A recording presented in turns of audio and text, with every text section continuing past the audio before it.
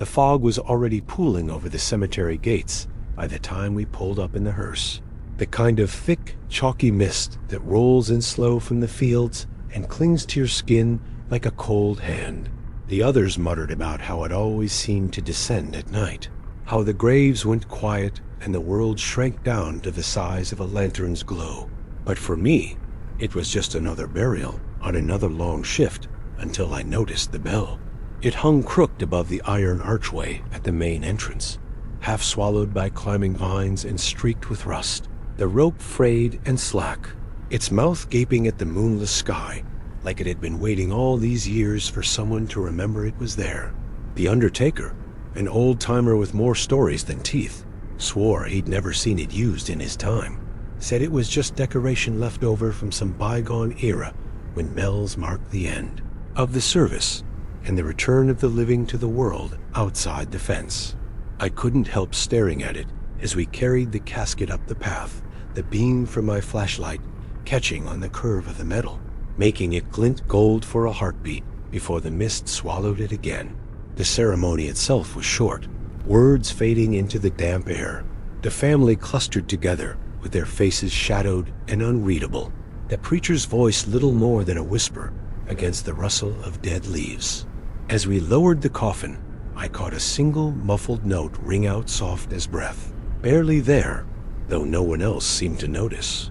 I told myself it was the wind or maybe just nerves, but the sensation lingered, a low, heavy hum in my chest as we finished the burial and headed back toward the gate. On the way out, the bell swayed in the breeze that hadn't been there moments before, the rope dancing like a puppet string, but again, no one seemed to see it except me. I lingered a moment at the gate, boots sinking into the muddy gravel, and peered up at the bell's battered rim. The air was thick with mist, streetlights on the far road reduced to faint yellow dots, and for a second, I was certain I heard it ring again, this time clearer, a single, lonely peal that shivered through the fog and echoed somewhere deep in my bones. By the time I reached the car, the others were already packed up, talking low and tired about nothing at all, and I found myself glancing back through the glass as we pulled away, watching the bell fade into the fog until all that remained was the memory of its sound. That night, as I lay in bed, listening to the rain tapping the window and the distant howl of freight trains on the old track, the bell's note crept back to me, thin and cold as the mist outside, as if something had followed me home, ringing out just beyond the edge of sleep. Sleep came restlessly in the days after that burial, broken by odd dreams and the sense of something unfinished twisting in the dark corners of my mind. It was 3 nights later when I first heard the bell again, a sound so faint I almost convinced myself it was part of a dream. But as I sat up in the thin morning light, I could still feel its vibration in my bones, echoing from somewhere far beyond the walls of my house. I arrived early at the cemetery that day, the fog still low on the grass, the old bell looming above the gate, like a sentry that had always been there. The others were quieter than usual, eyes red from lack of sleep, and when someone mentioned hearing a bell ring in the night, it set us all on edge. At first, we blamed the wind, a raccoon on the roof, or just nerves after too many late shifts. But every night, at almost the same hour 3:13 by my clock, the bell rang out again, clear and cold, as if the air itself was being pulled through the hollow of its rusted mouth. It never rang more than once or twice, each chime thin but unmistakable, slicing through the silence like a needle. Each morning after, I would check the bell's rope, certain I'd find it swinging or tangled, but it always hung still as bone unmoved. It wasn't long before the jokes and half-hearted explanations gave way to something more anxious. One night, after a particularly sharp set of chimes, one of the night watchmen, Caleb, failed to show up for his next shift. His truck sat parked just outside the office, driver's door ajar, headlights pointed toward the gate. We found his flashlight in the grass beside the bell post, still warm to the touch, its beam pointing uselessly at the sky. There were no footprints in the mud but his, and no one had seen him leave. The police came and went, shaking their heads and telling us not to worry, but the cold in my stomach wouldn't leave. After that, every ring of the bell felt heavier, and I started to listen for it each night, the way a child waits for thunder in a storm, counting seconds, holding my breath, knowing that something, somewhere, was keeping its own terrible time. Days bled together as the bell's chimes became a fixture in the rhythm of our lives, each night bringing with it the anticipation of that thin metallic sound and the dread that another of us might vanish before morning. Word spread among the crew, and soon to the families who visited the cemetery, whispers of the night bell, spoken in tense voices over coffee and cigarettes. Some workers claimed disappearances were nothing more than bad luck or coincidence, pointing to stories of employees who'd simply quit without notice. But there were too many tools left behind, too many lunches sitting uneaten in the break room fridge, for it all to be explained away. The sense of unease grew, heavy and inescapable, as if the fog from that first night had seeped into every corner of the grounds, refusing to lift. I started keeping a record. Each time the bell sounded, I'd note the date and the hour, the weather, who was working, and whether anyone failed to show for their next shift. At first, it was just a way to feel some control, a habit from years of tracking maintenance and schedules. But quickly, a pattern emerged. The first night, one clear chime and Caleb gone, flashlight left like a marker beside the gate. The second, 2 rings, and an older caretaker, Mrs. Beasley, who used to water the flowers by the veteran stones, was found missing the following morning, her gardening gloves, and a bouquet of lily resting on the grass, still wet with dew. Each disappearance followed the same rules. Always after the bell, always in the hours before dawn, always leaving something behind, some small sign of interrupted life, as if the person had simply stepped away for a moment and vanished into the mist. When the count reached 5, management tried to quiet things down. We were given new radios, told to work in pairs at night, but it made no difference. One evening, my partner, Marcus, walked out to check the lock on the back gate and never returned. I called for him until my throat was raw, followed our usual patrol route twice over, but it was as if he had melted into the ground. I found his hat caught on a branch just inside the fence and a set of muddy footprints circling the old bell post, then disappearing in the direction of the oldest section, where the fog always seemed thickest. I pressed my hand against the bell's cold, pitted surface and listened for a pulse or a sign, but the only answer was the silence that settles after a sound too heavy to name. That night, the bell rang 6 times, clear, sharp, impossible to mistake. With each peal, my stomach twisted tighter, and I could almost feel the air shiver around me, the earth tightening its grip on whatever secrets it held. In my dreams, I wandered the rows of stones, following the echoes of the bell through corridors of shadow and marble, each chime leading me deeper into ground that felt softer and darker with every step. Sometimes in those dreams, I caught glimpses of faces half-remembered: Caleb, Mrs. Beasley, Marcus moving quietly between the graves, their mouths open as if to speak, but making only the sound of the bell, their hands reaching out for something I couldn't see.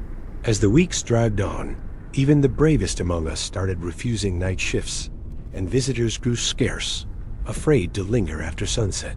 The bell tower became a kind of forbidden monument, and I found myself drawn to it, returning again and again to check the rope, the mounting bracket, searching for any explanation that might bring sense to the senseless. One evening, as I watched the sun sink behind the mausoleums, the bell cast a long shadow that seemed to stretch all the way to the farthest grave. I traced it with my eyes, trying to remember what had stood on that spot before the bell's song took hold of our lives, but all I could see was the mist rolling in, swallowing the stones one by one. I began to realize that the number of chimes always matched the number of those lost, as if the bell was keeping its own tally, marking not just the hours, but the soul surrendered to the silence. No matter how I tried to rationalize it, loose soil, faulty memories, bad luck, there was a logic to it, cold and inhuman, that would not be denied. And as I stood beneath the bell one cold midnight, counting out the chimes in my head. I knew that the next ring could just as easily be meant for me. The bell was no longer a relic, no longer a piece of forgotten history. It was a living thing, hungry and waiting, its mouth open to the fog and the dark, ready to announce the next to disappear. The cemetery itself seemed to lean in with every sound, earth and stone conspiring to keep the secret, while we who remained could only wait and wonder whose name would be marked by the next lonely toll. I spent most nights half awake, listening for the bell. Every echo carried on the damp air, feeding a dread that grew heavier each week. Most of the crew stopped coming in after dark, but I couldn't stay away, not when the disappearances were so precise, so cruelly methodical. I felt the weight of responsibility, as if by keeping record, by bearing witness, I might somehow unravel the pattern, or at least prepare for what was coming. The fog came early one evening, swirling in strange currents across the marble, pooling thickest around the gate where the old bell hung silent in the half-light. The night felt electric, every hair on my arms prickling, the ground beneath my boots soft, as if something was breathing just under the sod. I decided I wouldn't wait for the next disappearance. I'd catch the bell in the act, or at least prove to myself that what I'd heard was no trick of nerves or wind. The cemetery was deserted, but for the night shift security and me. I made my rounds quickly, flashlight beam darting from stone to stone, double-checking locks and scribbling notes on my clipboard, out of habit more than need. The closer midnight came, the quieter the world seemed to grow. I stood under the archway, staring up at the bell, its black mouth yawning against the bruised sky. I tried not to blink, straining to see even the faintest quiver of the rope, the smallest gust that might justify what I'd heard. The air was thick, soundless, my own heartbeat loud in my ears. Then, just after 3, the bell rang out. I jerked my head upward, scanning for movement, but the bell hung as motionless as ever, the rope still limp, no breeze to move it. Yet the sound was real, a clear metallic toll that didn't dissipate, but seemed to grow stronger, rolling out over the grounds, reverberating along the iron fence, and sinking into the earth itself. For the first time, I realized the chime wasn't traveling through the air at all. It was coming from below, vibrating up through the soles of my shoes, pulsing in my bones like a distant heartbeat. I stumbled back, nearly dropping my flashlight, as the sound built in waves, the ground itself humming with the resonance. Then the voices started, faint at first, muffled like the scrape of roots beneath heavy dirt, then clearer, a pleading chorus. Dozens of voices layered over each other, some whispering, some calling out, all tangled in the swell of the bell's toll. I pressed my ear to the ground, not sure what compelled me, and felt the vibration of the sound, deep and mournful, carrying words I couldn't quite understand. The soil beneath the bell trembled with each chime, the pebbles dancing lightly, as if something vast and restless was stirring below, straining to be heard.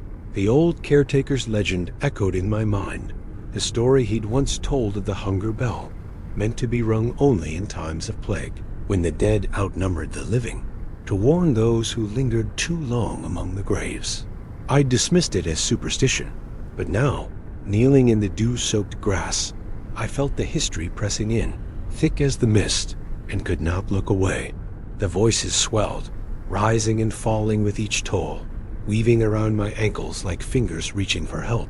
I saw the earth shift at the foot of the bell post, saw cracks shiver open in the hard-packed ground, and for a moment, as the bell rang its last mournful note, I thought I glimpsed the pale curl of bone, a hand pushing up through the soil, before vanishing as quickly as it had appeared. I staggered to my feet, breath ragged, skin clammy with terror, and backed away, refusing to turn my back on the bell until the sky began to lighten and the first birds sang in the distance. When I looked again, the ground was still, the bell as lifeless as before, but I knew what I'd seen and heard was real. The source of the sound was not the air, not the wind, not some trick of architecture or failing nerves. The cemetery itself had become an instrument, and the bell its tongue, calling out not to the living, but to whatever waited, listening beneath the earth. Every step away from that gate felt harder, as if the ground wanted to hold me back, to claim me for the ledger that grew with every midnight chime. I began to understand what the bell demanded: witnesses, stories, a memory for every soul lost in the night.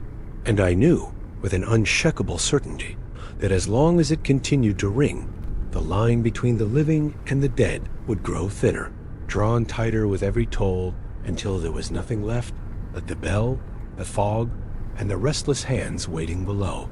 In the days that followed my vigil beneath the bell, sleep came only in shallow bursts, each dream tainted with the sound of that hollow chime and the memory of trembling earth.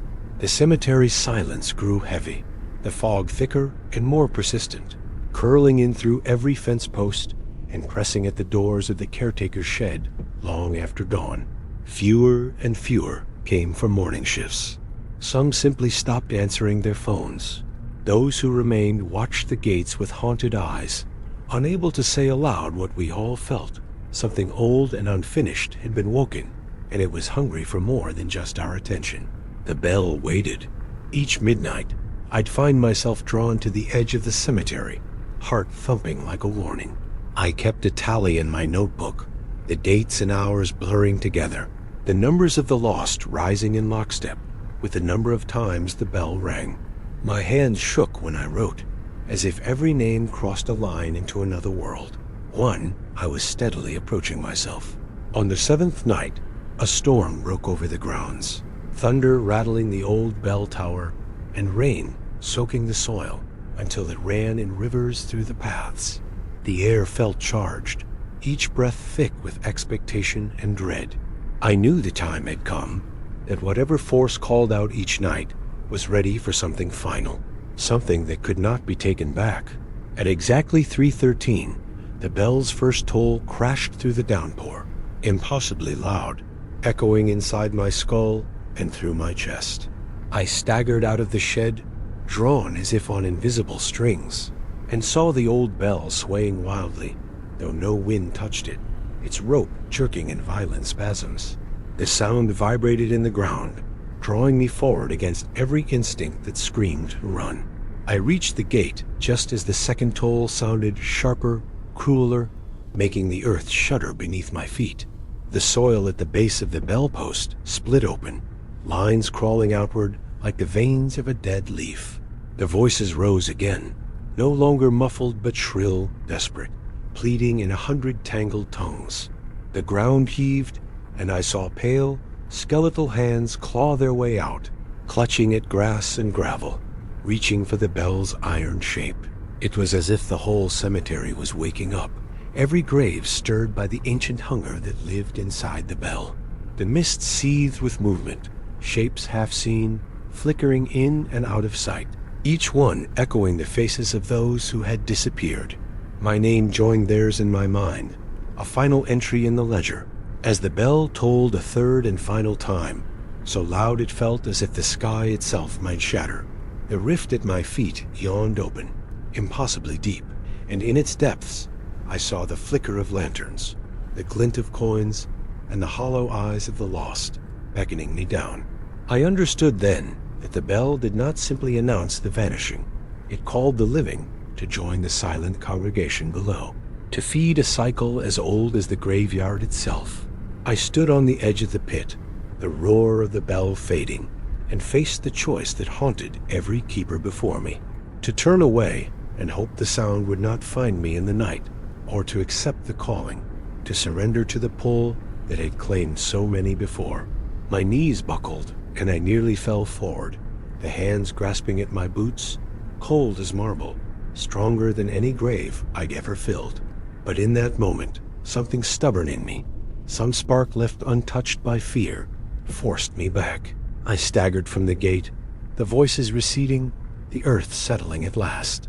When I looked over my shoulder, the bell hung perfectly still, its mouth dark and silent, as if it had never rung at all. In the days after, I found myself listening for the chime, every tick of every clock a warning, every shadow by the fence a reminder. The disappearances stopped, or perhaps the bell simply waited, hungry and patient as ever. I kept my notebook close, knowing the story was not mine alone, but belonged to all who had stood beneath that iron arch and heard the call from below. I became the witness, the last to turn away, the memory that outlasts the midnight toll, and I understood that the boundary between the living and the dead was only ever as strong as the silence after the bell's final ring. Story 2. That month the rain seemed endless, soaking through every coat, seeping beneath the doors of the shed, pooling in the hollows between the oldest graves. I'd worked maintenance shifts at Fox Hollow Cemetery for nearly a decade, and by then I thought I'd learned every rhythm the place had to offer, how the wind always rattled the northern gate at midnight, how the newer stones glistened under the moon after a heavy downpour, how the owls went quiet for no reason at all. But that morning, sloshing my way through the ankle-deep mud to clear branches from the rear section, something was off in a way I felt more than saw. The rain had scoured the grounds, flattening flowers and washing silt across the footpaths.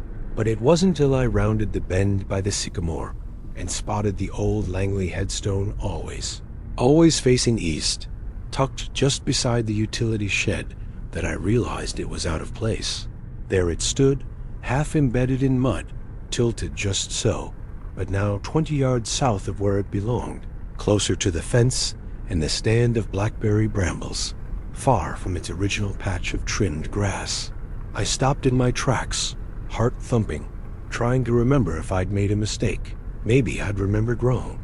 Maybe the storms had softened the ground, and the stone had slid downhill in the night, though the angle in the distance made that impossible, unless someone had dug it up, hauled it across the sod, and set it down again, undisturbed, as if it had always stood there. I paced back and forth, retracing my steps from memory, but the mud around the stone showed nothing but rainwater and scattered twigs. No wheelbarrow tracks, no drag marks, no signs of recent digging. My first thought was vandalism, a prank by bored kids, though it didn't fit the pattern. Nothing broken, no beer bottles or spray paint, no sign of disturbance anywhere else. The name on the stone, Reuben Langley, 1883 to 1942, stared up at me in its usual silent way, but even that seemed slightly altered, as if the inscription had grown fainter overnight. I took out my notebook and sketched a crude map, marking the new spot and the original, planning to check back later in the week, certain that once the sun dried the ground, I'd find some clue I'd missed. But all day, as I finished my rounds, the image of that headstone sat heavy in my mind, as if it were watching me, waiting to see if I'd remember. By the time my shift ended, the other workers had already cleared out, and the grounds felt emptier than usual, the silence underlined by the constant drip of water from the trees. I circled back to the Langley grave before leaving, half expecting it to have vanished again, but there it stood, as still and stubborn as ever, daring me to keep track. That night, I lay awake in my narrow bed, listening to the rain batter the window, and wondered if I'd ever seen that stone move before, if I'd simply failed to notice the small changes that creep in when you're not looking. I promised myself I'd check again in the morning to see if memory or mischief was at work. But even then, I had the uneasy sense that the grave and whatever rested beneath it was not done moving yet. I arrived early the next morning, the grass still slick and the sky choked with gray, determined to put my doubts to rest with hard evidence. If memory could fail, I'd trust the facts instead, so I made a plan with Greg, the oldest of the grounds crew, to map every stone in that back section. We spent the afternoon with a battered surveyor's wheel and clipboards, marking the position of each grave down to the nearest inch. I snapped photos with my phone, saved each one with a label, and double-checked our notes against the faded layout tacked to the office wall.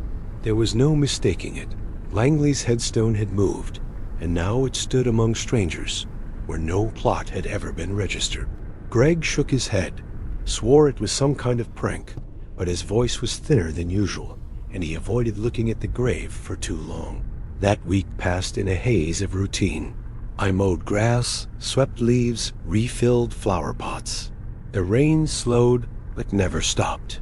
And every evening I found myself wandering to check on the Langley stone, each time expecting to find it where we'd mapped it, each time relieved and unnerved to see it hadn't shifted again.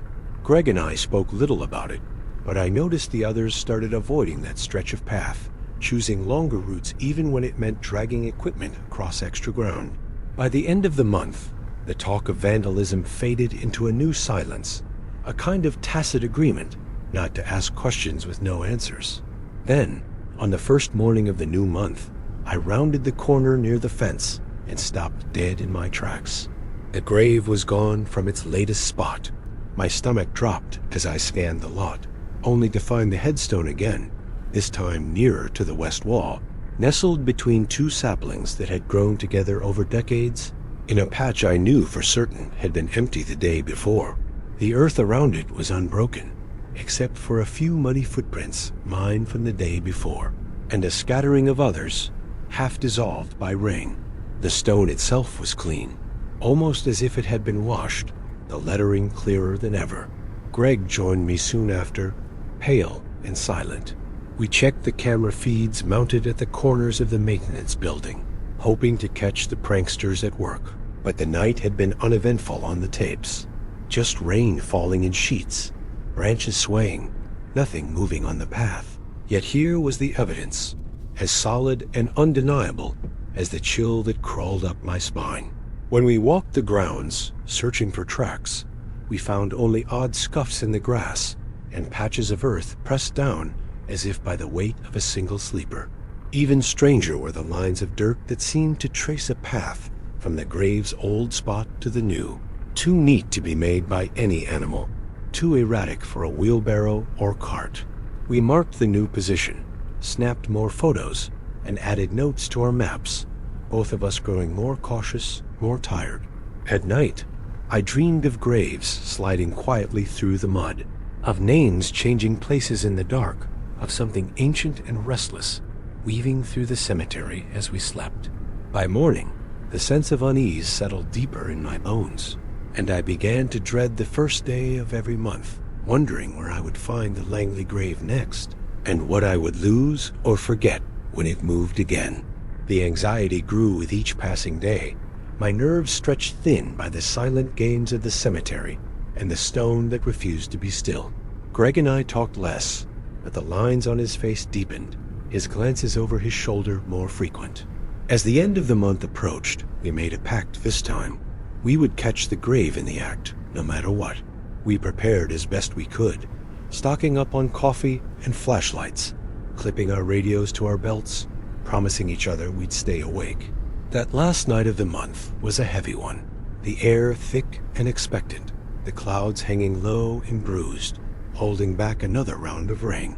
We staked out the Langley headstone, sitting on damp folding chairs just far enough away to watch without drawing attention, our breath clouding in the cold. The hours dragged on, the silence broken only by the low hum of insects and the distant call of a night bird.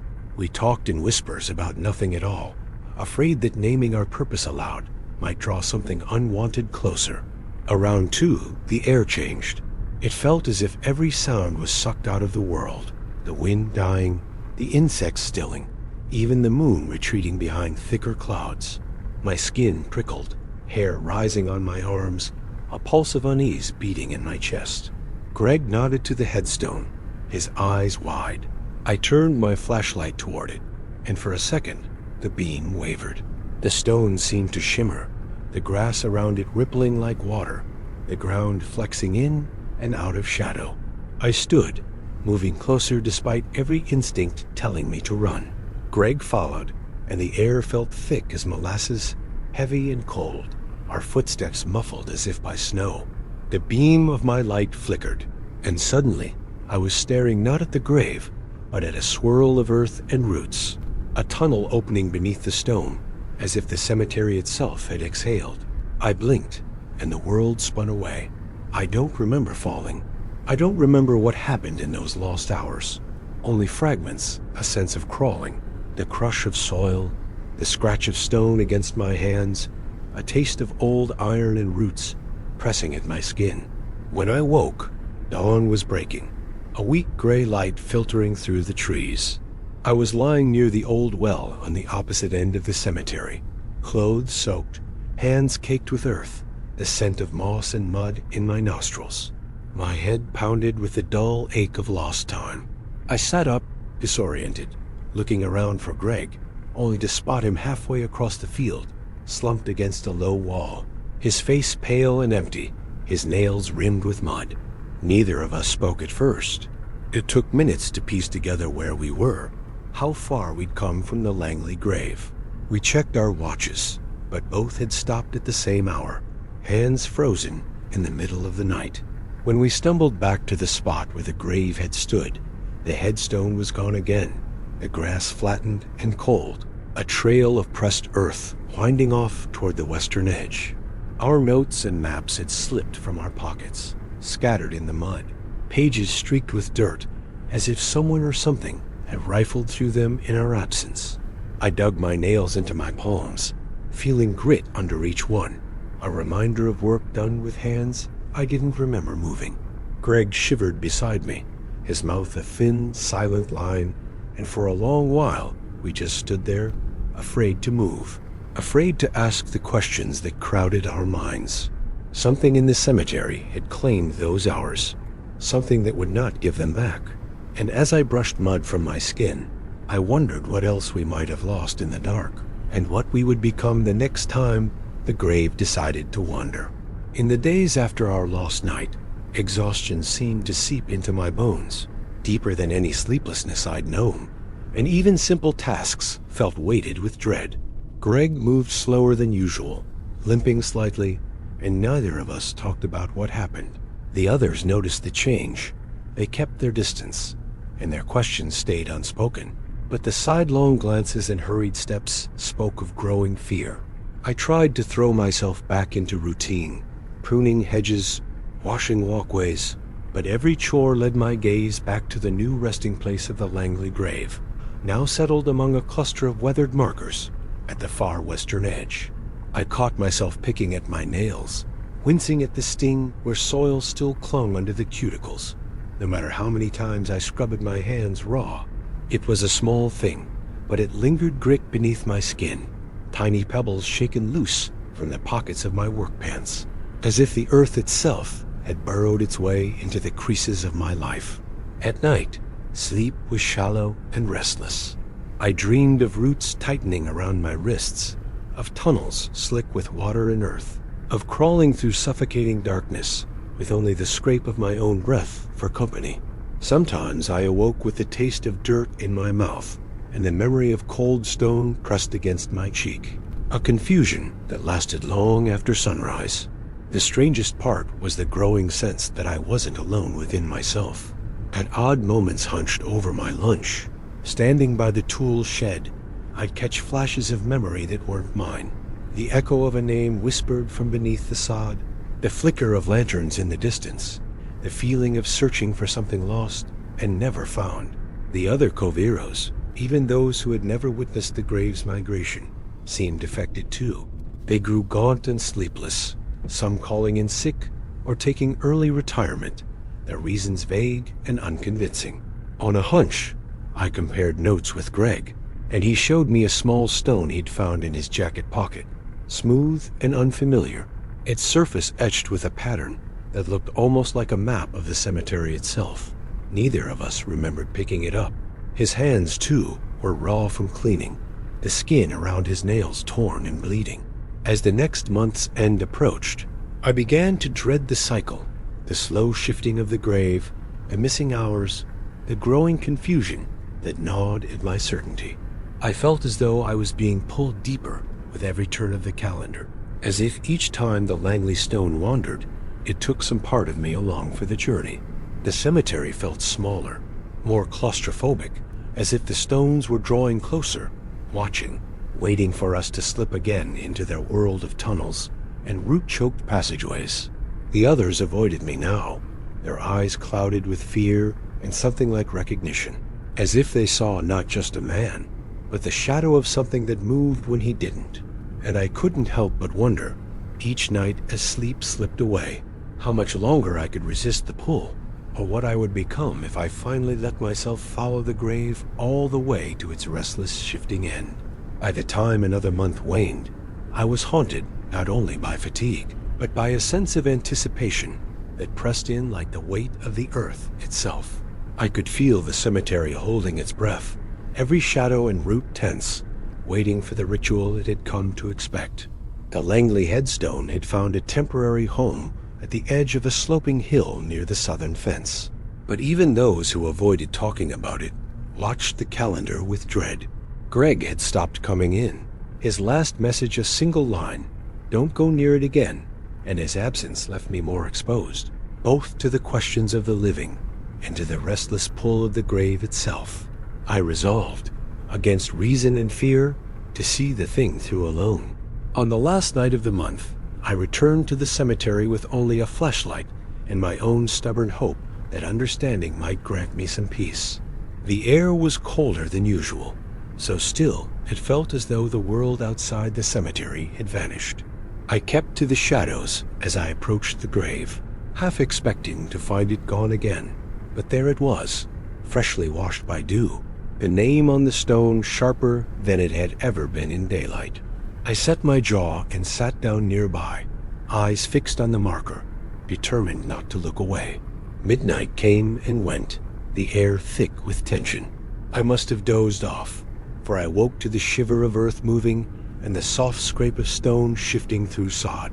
My flashlight flickered, but in its pale beam I saw the impossible, the Langley headstone sliding smoothly away from its patch of grass, trailing roots and ribbons of wet soil like veins behind a heart.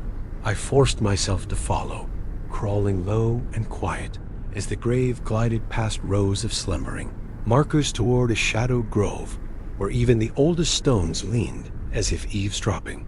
There, among twisted trunks, I saw him, a figure barely illuminated, clothed in soil, skin thin and gray as parchment, the hollowed eyes glowing faint with something ancient and pleading. He moved with the slow care of exhaustion, hands pressed to the earth, guiding the headstone as if shepherding it through some endless migration. His face, shifting and unfamiliar, was both young and impossibly old, and his lips moved in a silent litany as he circled the plot, searching for a place that might finally hold him. I stepped forward, and for a moment the figure turned to me, his eyes full of sorrow and longing, and in that look I understood what no map or vigil could reveal. He was the restless dead, a man who could not rest because the living refused to let go, each attempt to pin him down with our rituals and our records only strengthening the chain that bound him to movement and confusion. The stone I saw was not his anchor, but his burden, dragging him from corner to corner with each turn of the month, each curious witness only tightening the knot. As dawn broke, the grave shuddered to a halt, sinking into the ground at the foot of a willow, and the figure faded into mist. I was left with earth beneath my nails, and a silence that rang deeper than any bell. In the days that followed, I no longer felt compelled to chase the grave or mark its next passage. I tended the grounds quietly, letting the stone go where it would, understanding now that peace came only in acceptance, not pursuit. The Langley headstone would roam as long as the living sought to capture what would rather be forgotten. And I at last could rest, knowing the cemetery would keep its own secrets, shifting in the darkness long after I was gone. Story 3. It started as a rumor, like most things do in a place where silence lingers long after the last mourners have left. At first, it was only passing mention in the break room nervous laughter about a shadow near the west fence. A tall man in black glimpsed from the corner of the eye, standing motionless beside one of the oldest graves. The kind of story you tell to shake off the heaviness of dusk, to fill time as you fold away the tools and wash dirt from your hands. I brushed it off, sure it was just nerves or tricks of the light. Cemeteries collect that sort of superstition, the way the stones gather moss. But as the days shortened and the shadows stretched longer across the grounds, the talk grew more insistent. Tommy, who had worked these rows since before I started, swore he saw the figure each evening, always in the same spot by the forgotten headstone 3 rows from the back wall, the one whose inscription had faded into nothing but a soft divot in the marble. Others muttered about finding fresh footprints in the gravel there, long and narrow, even after a rain had wiped away every other trace. Still, I tried to ignore it. The season was changing, and there was enough work to keep me busy. Leaves to rake, branches to cut, the never-ending repairs that came with autumn's slow collapse into winter. But I couldn't help glancing toward that corner at the end of every shift, feeling the pull of something unresolved. Then one evening, as the last orange light slipped through the oaks, I saw him. The figure was unmistakable, tall, draped in a long black coat that didn't catch the wind, standing perfectly still at the foot of the worn, nameless headstone. He had no face, at least, not one I could see.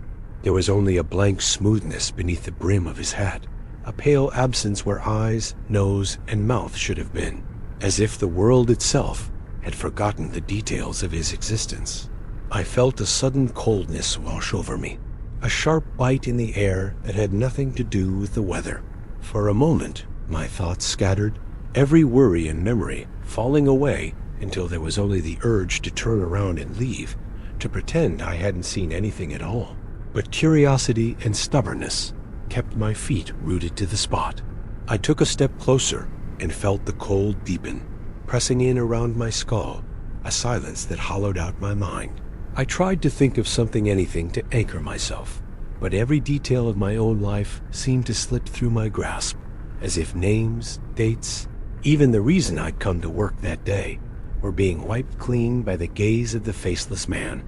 He never moved, never turned to acknowledge me, and yet I sensed a kind of attention radiating from his presence, an expectant hunger, as if he was waiting for me to forget enough to join him there.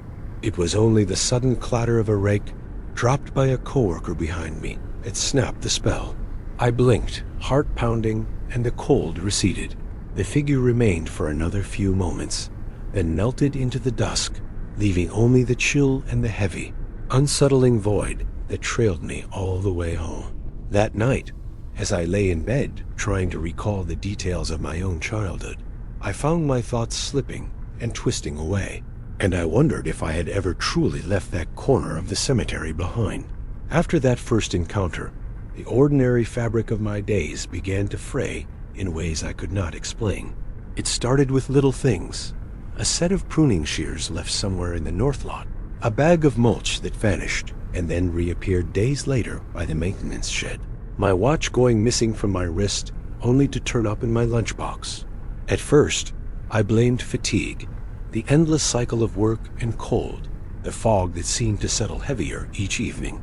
But then I overheard Tommy arguing with the new groundskeeper over the name of a tool neither could recall, both men staring at the object in their hands as if seeing it for the first time. Later that week, a pair of volunteers wandered the garden paths for an hour, utterly lost among the stones they walked every day, their faces blank with confusion, their questions circling back on themselves. What was I supposed to be doing? Where did I leave my keys? Why does this place feel so strange? The rumors thickened, spreading through our small staff like frost over the grass. More than one worker said they had glimpsed the man in black, always standing by the same unnamed headstone, never moving, never acknowledging their presence. Those who lingered too long, who dared to meet the eyeless blankness beneath his hat, spoke in trembling voices of a feeling like sinking into cold water, thoughts slipping from their grip, memory peeling away layer by layer. There were stories of men who lost their own names for hours, of visitors who wept with frustration at their sudden inability to remember why they had come. In the break room, jokes gave way to tension, and the space between us grew wide, each of us watching the others for signs of forgetfulness, as if the affliction might be contagious. I tried to keep my head down, focusing on routine, repeating the names of my coworkers and the sequence of my morning tasks like a litany. Still, more than once I found myself standing in the middle of a row of graves, unable to recall what I had just been doing or where I was headed next. On the worst days, I'd stare at my own reflection in the shed window, and have to whisper my name aloud, just to anchor myself. The figure in black became a fixed point in my peripheral vision, never closer, never farther, but always present, always poised near that forgotten headstone. His presence seemed to pull at the edges of our reality, making everything a little more fragile, a little less certain. We tried to warn the newcomers, but the warnings came out muddled, half-remembered, as if the words themselves slipped from our minds before we could finish. In the end, most learned to avoid the western corner as dusk approached, but the forgetting was patient, creeping, as relentless as the evening fog.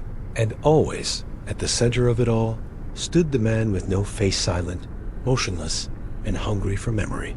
It didn't take long before the weight of the forgetting pressed so heavily on my mind that I knew I had to understand, or at least try, what was happening around that stone. The cemetery was losing its shape for all of us. Paths we once walked with confidence now twisted strangely after dark. Names faded from both marble and memory, and the tools of our work became foreign in our hands. Each day, the man in black returned to the same spot, always at dusk, his faceless presence like a crack in reality no one could mend.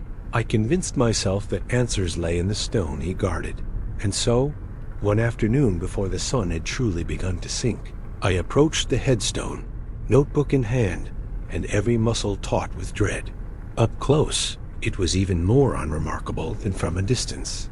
A low, weathered marker half swallowed by weeds, its face rubbed smooth by rain and time. There was no inscription, no initials, not even a hint of the chisel's path to tell who rested beneath. I circled it, looking for some forgotten carving or date, but the stone remained mute. The office records were no help. The oldest maps showed a grave in that plot, but the page where its name should have been was left blank, as if someone had lost interest midway through cataloging the dead. I asked Tommy and the others if they remembered anything about who might be buried there, but every answer drifted into uncertainty. A man, maybe, or a woman, or a child, or no one at all. Each story contradicted the next, a fog of rumor and doubt swirling thicker each time we tried to chase it away. I dug through file cabinets, yellowed ledger books, even the caretaker's old journals, but every time I thought I was close to a clue, I'd lose the thread, the words blurring into nonsense or vanishing from the page. More disturbing still were the lapses in my own memory. I would sit at the desk, pen in hand, trying to record what I'd found, only to realize I'd been staring at a blank sheet for half an hour, unable to recall a single detail. The harder I tried to focus, the more my own history-frayed faces I loved growing hazy, names slipping away, the sound of my father's voice fading into static. Sometimes I would wake in the dark, heart hammering, unable to remember how I'd gotten home, or even what home was. I became obsessed with the idea that the man in black was more than just a visitor. He was a custodian of forgetting, bound to the grave of someone utterly erased from memory, feeding on the minds of the living to preserve the void. Each evening, I found myself drawn to that western corner, compelled to watch the figure from a distance, battling the chill and the mounting fog of confusion. As the days slipped by, I began to fear not only for myself, but for everyone who worked these grounds, each of us at risk of being hollowed out, our lives added to the sum of all that is lost. I clung to my notebook, though the words inside it seemed to vanish by morning, and told myself that if I could just hold on to one true thing, perhaps I could resist the forgetting long enough to leave a warning for whoever came next. As October faded into November, the compulsion to uncover the truth behind the man in black outgrew my sense of self-preservation. I became convinced that the only way to break the spell of forgetting was to face him directly, to meet whatever waited behind that faceless void, and demand it yield up its secrets. I prepared as best I could, tying a piece of twine around my wrist, writing my own name again and again on the inside cover of my notebook, rehearsing aloud the names of loved ones, favorite memories, the details of my childhood home, anything to keep myself anchored to a life I feared I was already losing. Dusk settled thick and early, as it always did in those months, and I waited near the western edge, heart pounding, breath fogging the collar of my jacket as the last orange rays slipped away. He was there before the light was truly gone, motionless in the blue twilight, a silhouette more shadow than man, had pulled low, coat unmoving, featureless where a face should have been. I steeled myself and stepped closer, determined to hold his attention, to force my mind to stay sharp. As my eyes fixed on that blank oval, cold swept through me, cold so deep it left my fingers stiff and my teeth aching. At first I tried to speak, to demand answers, but no words left my mouth. The silence around the grave was thick, pressing in on my thoughts, muting every memory to a dull ache. I realized then the effort it took just to remember why I was there, what I hoped to accomplish, the names and facts I'd rehearsed slipping one by one into nothingness, like autumn leaves carried away by the wind. I watched the man for what felt like hours' time stretched, tangled, impossible to measure. Each minute I stared, the emptiness behind his presence seemed to reach inside me, plucking memories from the shelf of my mind and scattering them across the cold, damp ground. First went the little things, the name of my first dog, the street I'd grown up on, the favorite meal my mother used to make. Then bigger things faded: birthdays, faces of family, how I came to work at the cemetery at all. I reached for my notebook, fumbling with frozen hands, desperate to find a tether, but my own name now looked foreign, each letter an unfamiliar mark. Even the fear that had once driven me drained away, replaced by a numb, peaceful vacancy, the kind that comes with deep sleep or surrender. I wondered if this was what the dead felt, lying beneath the earth. No pain, no longing, only the endless hush of forgetting. The man in black remained unmoving, his faceless gaze never wavering, and in that endless moment, I knew I was dissolving, losing the threads of what made me real, my story unwinding into the silent dark around the grave.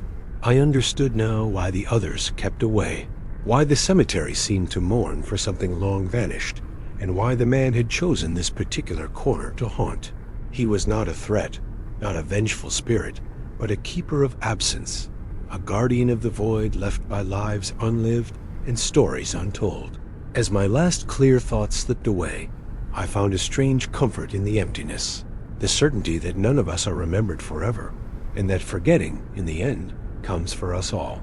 There must have been some small part of me, some spark of instinct or muscle memory, that reached for a pen as the rest of my thoughts dissolved in the presence of the faceless man. Perhaps it was the same will that drives a drowning person to claw upward toward the surface, even when the light is nearly gone. I remember, in flashes and fragments, the feel of cold paper beneath my fingers, the scratch of ink as I struggled to write something, anything that might last beyond the slow erasure settling in my bones. The words came out shaky, broken, half legible. Beware the man in black. Don't look. Don't forget yourself. Warn. After that, the memory is simply gone. The act of writing severed from everything that came before, every thought sliding away into a depthless silence. When they found the note days later, it was folded carefully and tucked beneath a stone on the caretaker's desk. The handwriting was unfamiliar, even to those who had known me well. My name was missing, as if it had never belonged to anyone at all. No one remembered who had left the message, or why it had been written. Some read the warning and laughed nervously, brushing it off as another of those dark little stories cemeteries collect, while others paused at the western corner and felt an ache of loss. They could not explain a hesitation, a shiver, a sudden blankness as they passed by the nameless headstone. The man in black remained, unchanged and patient, his silhouette more real than any memory those who worked there could hold on to. Sometimes, when dusk stretched the shadows long and cold, a worker or visitor would find themselves standing in that part of the grounds, heart beating a little faster, unable to recall quite how they'd come to be there or what they had intended to do. A forgetting spread softly, like mist rolling in across the grass, each season blurring the edges of faces and names until the work was done by hands that could not remember the reasons until the paths wound ever tighter around a center no one could name. The emptiness beneath the man's hat became a magnet for all that was lost, all that would one day be lost, feeding a silence that grew deeper with every new face that passed through the gates. No matter how carefully notes were kept, how often names were recited or stories told, the truth of the man in black and the void he carried remained hunger at the heart of the cemetery where memory could not root. And so, the warning endures only in the cold hush that follows each sunset, in the sudden chill that settles over the mind as dusk falls, in the certainty that something waits by the nameless stone, not for the living, but for whatever part of us is willing, in the end, to be forgotten. Story 4. It was the kind of rain that lingered all morning, soft but insistent, blurring the outlines of gravestones and making the office windows run with slow, warping rivulets. I was sorting through a pile of battered file boxes, the kind that collect in forgotten corners over decades, each one swollen with old records, yellowed bills of sale, and brittle photographs curled at the edges. It was a ritual as much as a task, a way to chase away the cold on days when the fog pressed too thick against the glass and the cemetery seemed to hold its breath, waiting for spring. I wasn't looking for anything in particular, just clearing space to file the new season's burial permits, when my hand fell on a folder, almost lost beneath the weight of the years. Inside was a single photograph, dust-frosted and surprisingly heavy, its paper thick and glossy, the kind favored by portrait studios in the first half of the last century. I wiped it carefully on my sleeve, holding it up to the gray light. The image showed a crowd gathered around a grave, the outlines softened by time, but the faces unexpectedly sharp dozens of mourners, standing together in the neat semicircle of a formal service, their eyes shadowed beneath broad hats, their coats and dresses stiff with old-fashioned formality. I recognized several faces at once. Mr. Holland, who used to bring Lily for his wife's grave every Easter, his mother beside him, and even the groundskeeper from the faded photograph, hanging by the front desk. For a moment, it felt like opening a family album from another life. Everyone exactly as I remembered them from stories told and retold among the staff.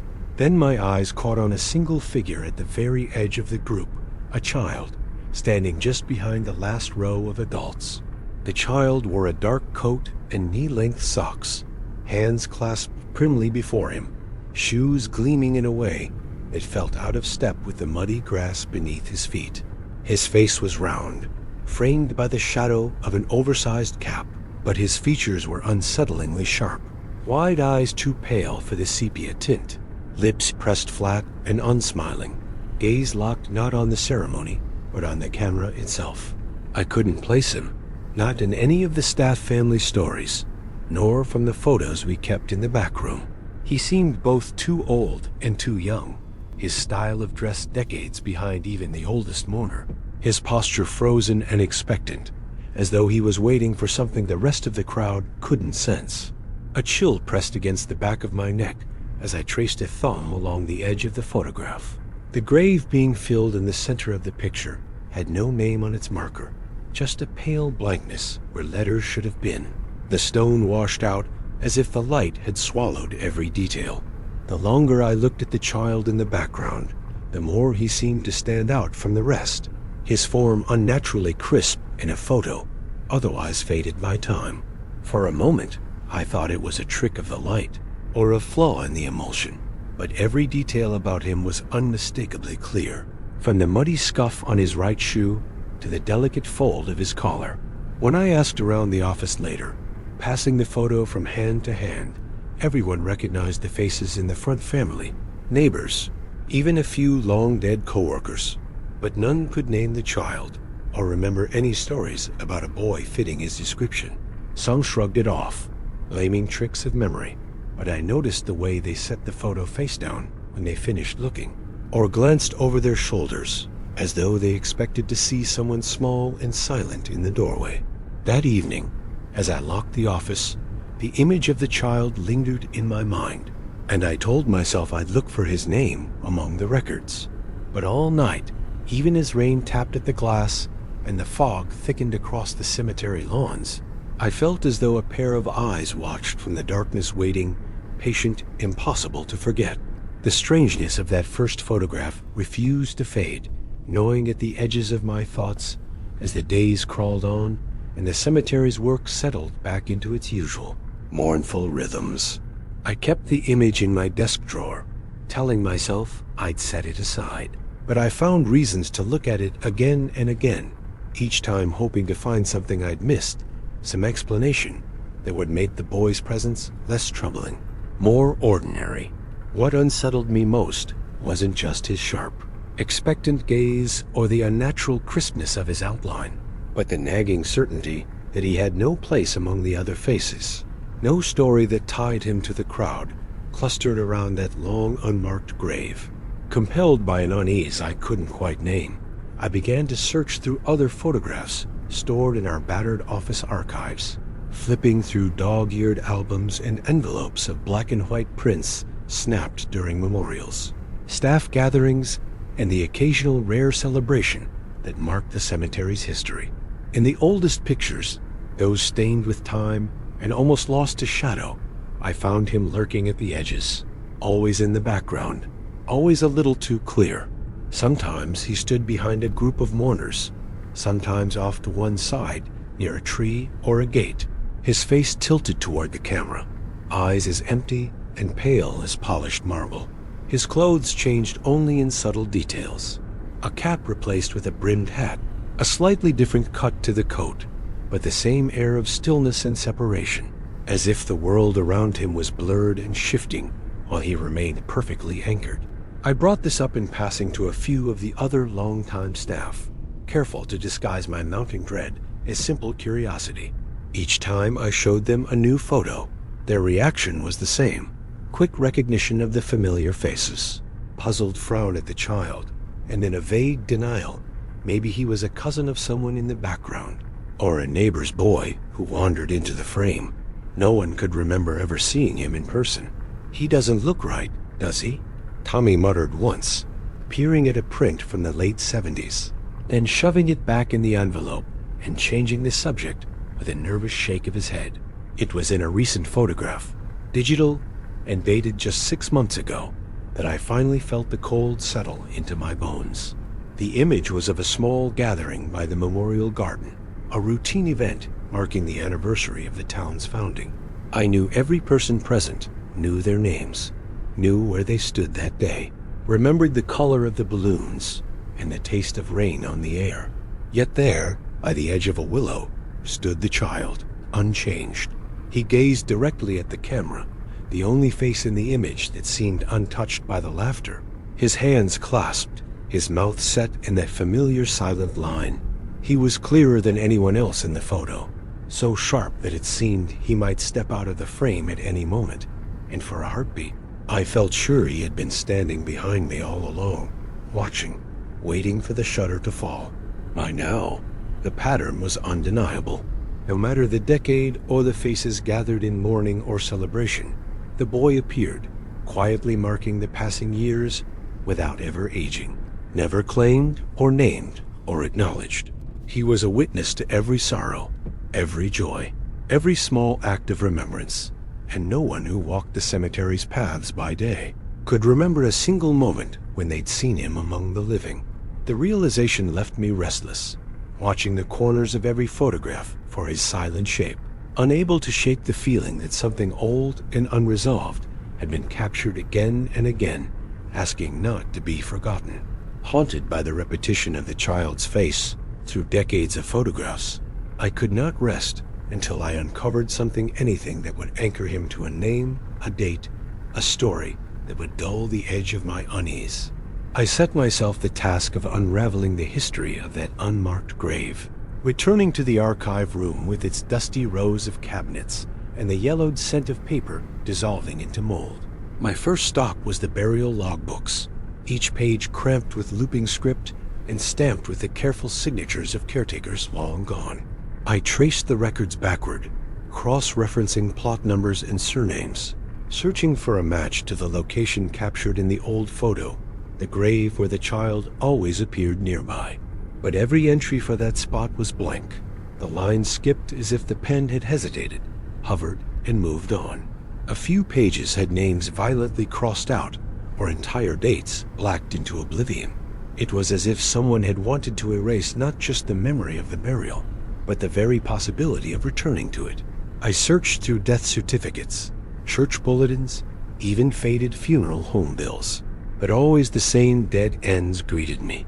Newspaper clippings that might have referenced the funeral in question were missing from the town library's archives, each issue coinciding with the date of the burial, torn out or left with a jagged gap in its binding. When I asked about that plot number at the county office, the clerk blinked in confusion, scrolling through her computer, only to find the space in the digital map marked as unavailable information pending. No one could tell me who might be buried there or why the paperwork had disappeared. "Some records just get lost," she said with a shrug, but her voice had an edge of nervousness, and her eyes never quite met mine. As days slipped by, the mystery began to follow me home. I dreamed of the child standing by my window at dusk, his face pressed to the glass, his mouth unmoving, but his eyes pleading for some acknowledgement I could never give. I'd wake with the certainty that someone had been in the room with me, the air gone stale, the floorboards icy beneath my feet. At work, I grew distracted, losing time while staring at the walls. Finding new gaps in my own memory, details of ordinary tasks vanished, names of colleagues hovering just out of reach. Sometimes, in the lull of a slow afternoon, I'd catch a glimpse of movement at the edge of the cemetery, a small figure slipping between the gravestones, too quick and quiet to follow. Even my colleagues seemed affected. Tommy stopped bringing up the old stories, and the others changed the subject whenever conversation drifted near the subject of the photographs. I started to sense an unspoken agreement among the staff, a decision to avoid the mystery for fear it might draw them in too. But the harder I tried to move on, the more the gaps grew. The face of the child became a fixture in my dreams and my waking thoughts, growing sharper with each attempt to forget. By then, it wasn't just the question of who he was that troubled me, but the feeling that something essential had been stolen, not only from the cemetery's history, but from my own mind, each erased name and missing page leaving me more vulnerable to the chill of his gaze. As the boundary between memory and forgetting began to blur, I feared I was becoming just another piece of the story the cemetery refused to let rest.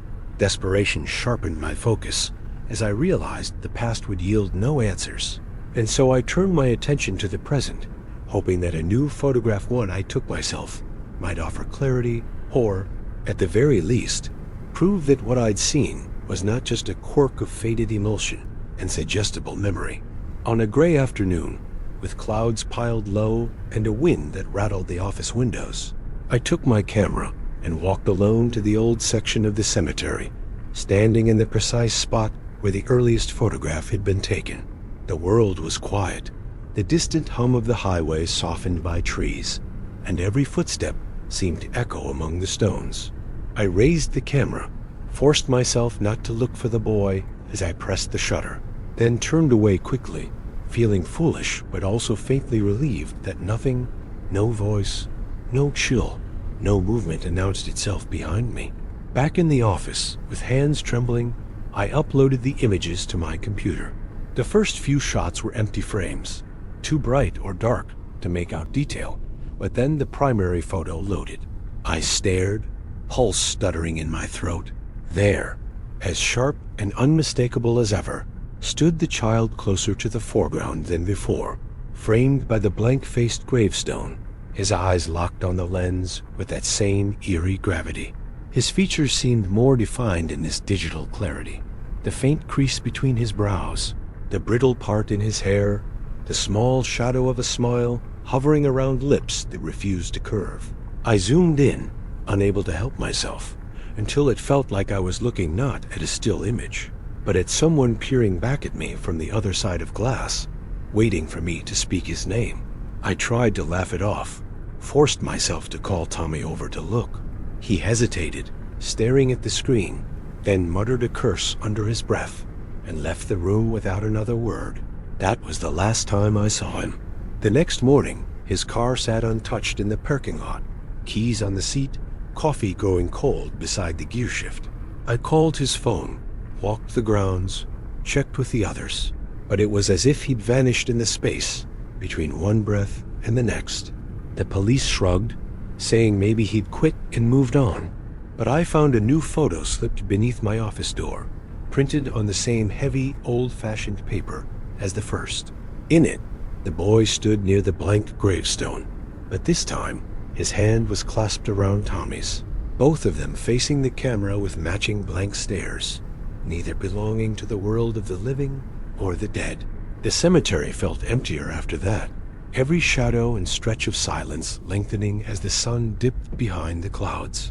I grew afraid to look at any photograph taken on the grounds, but it became impossible not to check, obsessively, for new images on staff cell phones, in family albums left behind by mourners, even in local news clippings covering memorials and dedications. In every picture, the child was there, always just behind the crowd, and sometimes a recent face would be standing beside him, both caught in perfect focus while the rest of the world blurred. It became clear to me that the act of photographing that old grave, of seeking the boy's image, was a kind of invitation, an opening through which loss could slip. With every vanished colleague, every crisp image that reached my desk, the boy's presence grew more assertive, his gaze more demanding, as if he was no longer satisfied being a secret hidden in shadows, but wanted to claim those who dared remember him. I began to feel the weight of my own presence in the photos, uncertain whether I was the witness or the next to be chosen, and realized that the barrier between me and the boy was thinning. He was not simply haunting the pictures, he was searching for company, drawing the living ever closer to the silent side of the lens.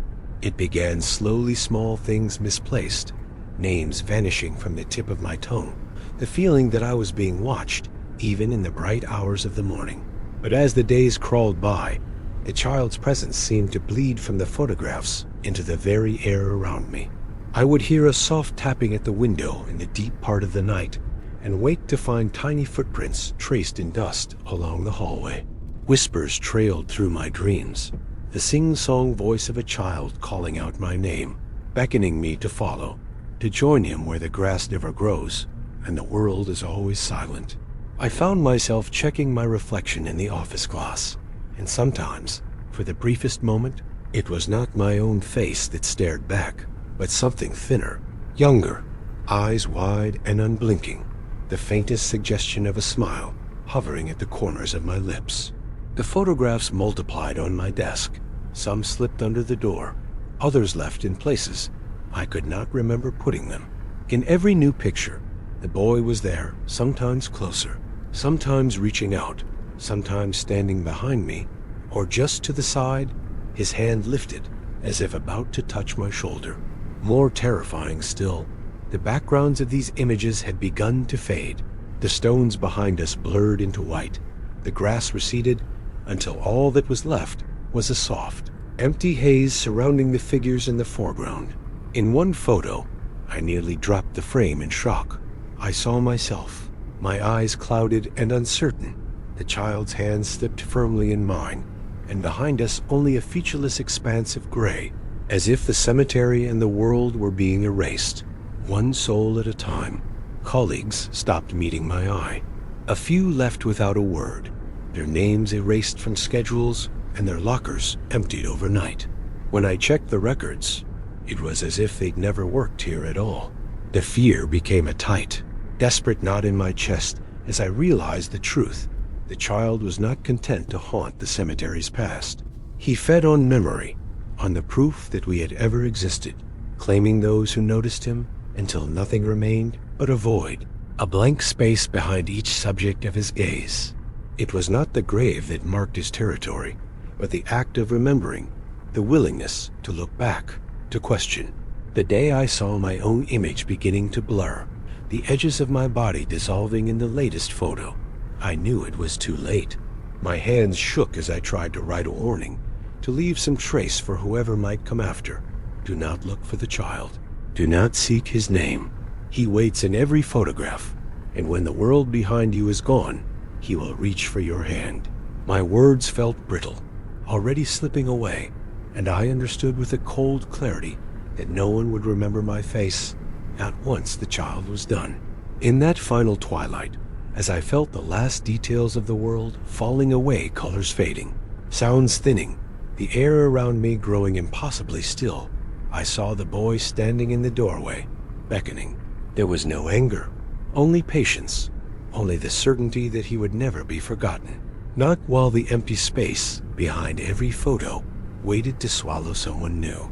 And when the darkness finally closed in, it was not fear I felt, but a strange, weightless relief, as if I had finally stepped behind the lens, where memory no longer held, and nothing was left but the soft, white silence of a story undone. Story 5. The cemetery had never been so silent. After 3 days and nights of relentless snow, the grounds emerged beneath a white so thick and flawless. It felt less like weather and more like the world had simply been erased and repainted. All the sharpness of headstones and hedgerows softened to anonymous, gentle curves. The plows hadn't come. The world outside the gates was a hush of closed roads and empty streets. I was the first to arrive that morning, boots crunching down into drifts that reached nearly to my knees, breath fogging around my face as I unlocked the iron gates and felt the weight of the cold settle into my bones. I expected the familiar hush that comes after heavy snowfall. The way sound dies and everything feels padded and safe. But as I trudged the main path, shovels slung across my shoulder, the quiet here was something else. A silence so thick it pressed in from all sides, making every movement feel watched, every footstep a trespass. The rest of the crew arrived in slow 2s and 3s, bundled in layers, blinking in the flat white light. We worked together at first, carving narrow paths between the rows of graves, lifting mounds of snow from markers and benches, clearing the steps to the little chapel on the hill. Conversation started as banter complaints about the cold, about the mayor's never-ending promises to fix the heating in the break room, but it faded quickly as the work dragged on. Shovels and brooms scraped at the surface, but beneath it, there was an uncanny weight to the quiet, a sensation as if every word and sound was being absorbed by something deep under the snow. Even the usual noises whined, stirring the pine branches. Crows cawing from the belfry were missing, the world reduced to breath and effort, and the dull thud of boots on packed ground. As the hours slipped by, we all felt it, a reluctance to stray too far from the others, a nervousness that had no name. Every so often, I'd pause, shovel paused mid-air, certain I'd heard a soft tapping, or the faint scrape of something shifting beneath the drifts. But it always vanished as soon as I listened closely. It wasn't just the soundlessness that unnerved us, but the sense that the snow had settled not only over the earth, but over the very pulse of the cemetery, muting more than just the world above. The oldest part of the grounds, where the stones leaned together in odd, hunched postures, seemed to draw the eye in a way it never had before. The snow undisturbed, even as we cleared paths elsewhere. I found myself glancing over my shoulder, drawn again and again to the untouched expanse near the northwest fence, where an ancient willow bent its black limbs under the weight of winter, and nothing at all seemed to stir. By midday, our breath rose in ragged clouds, and the shovels moved slower.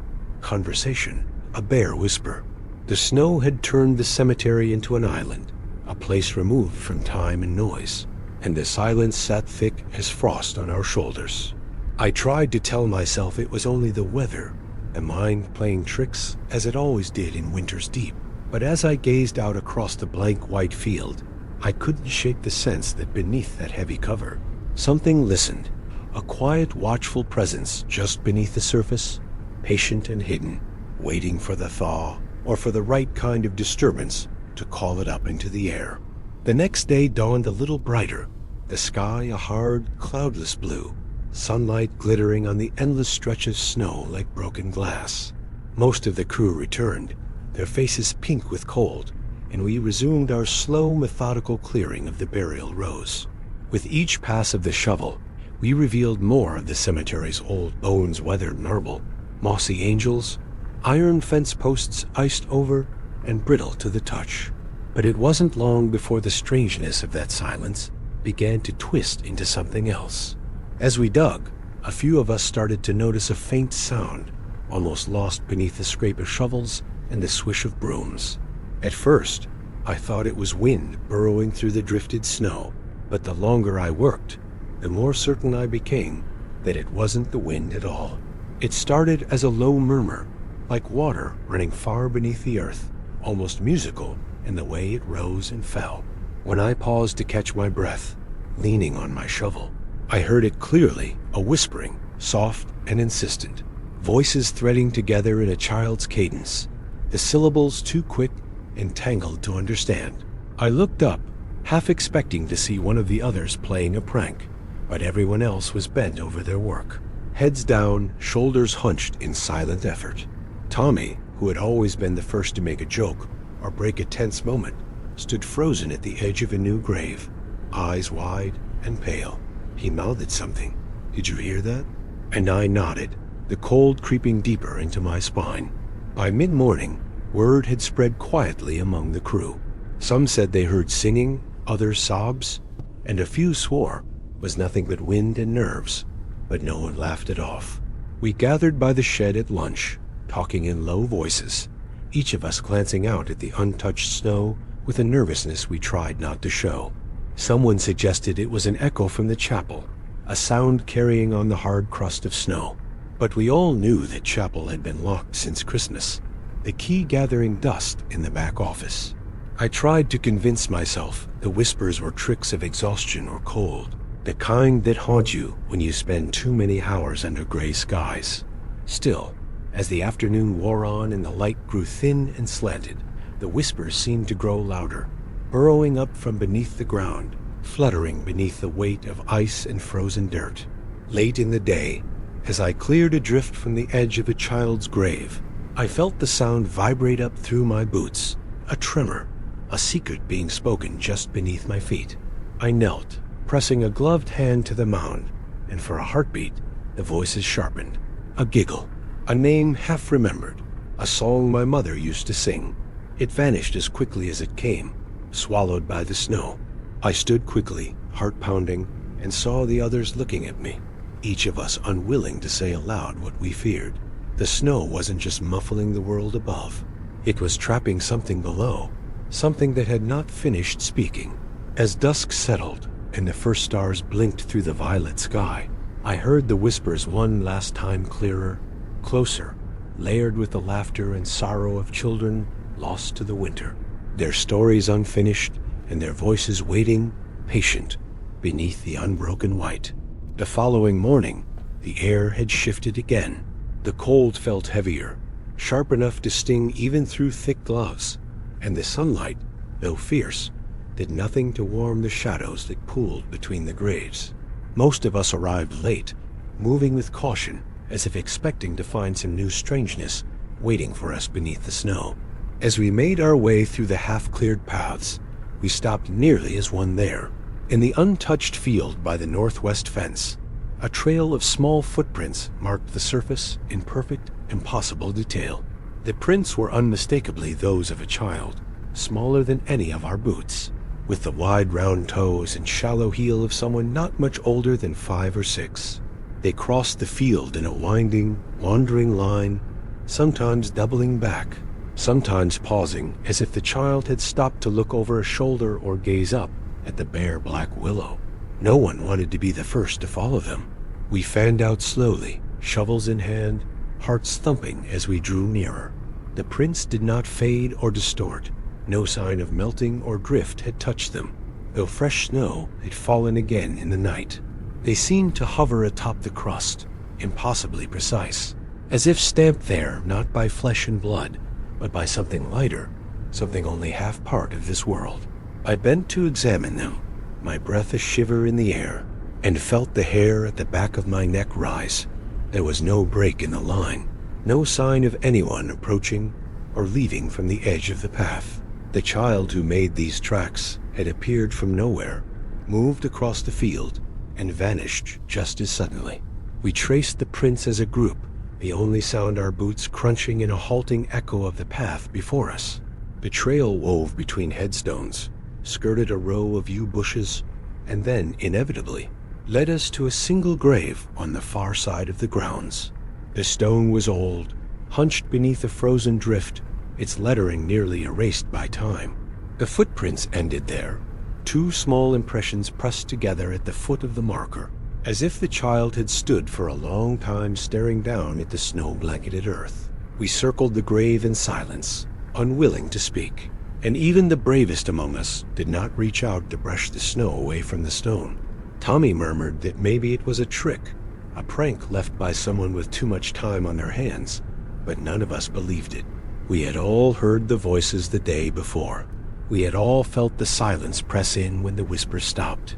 The cemetery, once just a place of hard work and quiet grief, now felt like a puzzle turning in on itself, the living and the lost tracing patterns that no one could see until the snow fell, and then only if you were willing to follow where it led. I marked the spot in my memory, unwilling to touch the prints or disturb the snow, and we left the grave behind us, the image of those lonely, perfect tracks burned deep into the hush that winter had pressed over everything. That evening, as the sky faded to bruised lavender and the cold thickened, curiosity and unease pulled us back toward the grave, marked by those small, impossible footprints. Tommy and I returned first, flashlights in hand, our breath clouding before us. The cemetery eerily empty, as if everyone else had found a reason to leave before darkness took hold. The grave stood apart from the others, huddled beneath a tangled willow whose shadow spread in dark fingers across the snow. Its headstone was worn smooth by 100 seasons of rain and wind, the name and dates nearly erased, just the faintest grooves where letters had once been, a story, almost, but not quite lost. Kneeling, I brushed away the fresh snow, careful not to disturb the two small prints pressed into the crust at the foot of the stone. My glove came away gritty, with ice and moss. Underneath, something hard caught the beam of my light, a faded scrap of blue fabric tangled with old roots. As I pulled at it, the earth crumbled away, revealing a cluster of tiny objects. The head of a porcelain doll, its glass eyes staring blind and skyward. A wooden top, cracked and splintered. A rusted little bell, silent in my palm. Someone had buried a child's treasures here, the sort of offerings left in another century. Tokens meant to comfort the dead or keep them company on long nights beneath the ground. Tommy stood back, shivering, his face pale in the beam. "You ever seen a grave like this?" he asked quietly, but I shook my head. We'd worked this cemetery for years, and neither of us had noticed this stone until the snow fell and the footprints drew our eyes. I tried to make out the name, tracing my fingers along the shallow indentations, but the letters slipped away from me, stubborn and blurred. There was a date, barely visible 1899, or maybe 1889, the numbers twisted by weather and memory. We called the others, and together, under the weak light of a lantern, we uncovered more tokens. A scrap of ribbon, a small, tarnished locket, the faded remains of a stuffed animal, so old it had become part of the soil. Every item spoke of a child lost too soon, loved enough to be remembered with toys and trinkets, forgotten enough for their name to disappear, while the gifts remained. There was something unbearably sad in that, a sense of longing woven into every button and bead, as if the past itself had clawed its way to the surface in hopes of being known. None of us spoke of ghosts, but we all knew what we'd seen: whispers under the snow, footsteps with no owner, tokens rising from the earth like small, stubborn memories. I tucked the doll's head gently against the stone, feeling the weight of its unblinking gaze, and as we stood together in the falling dark, a wind moved through the willow, scattering a handful of snow across the grave.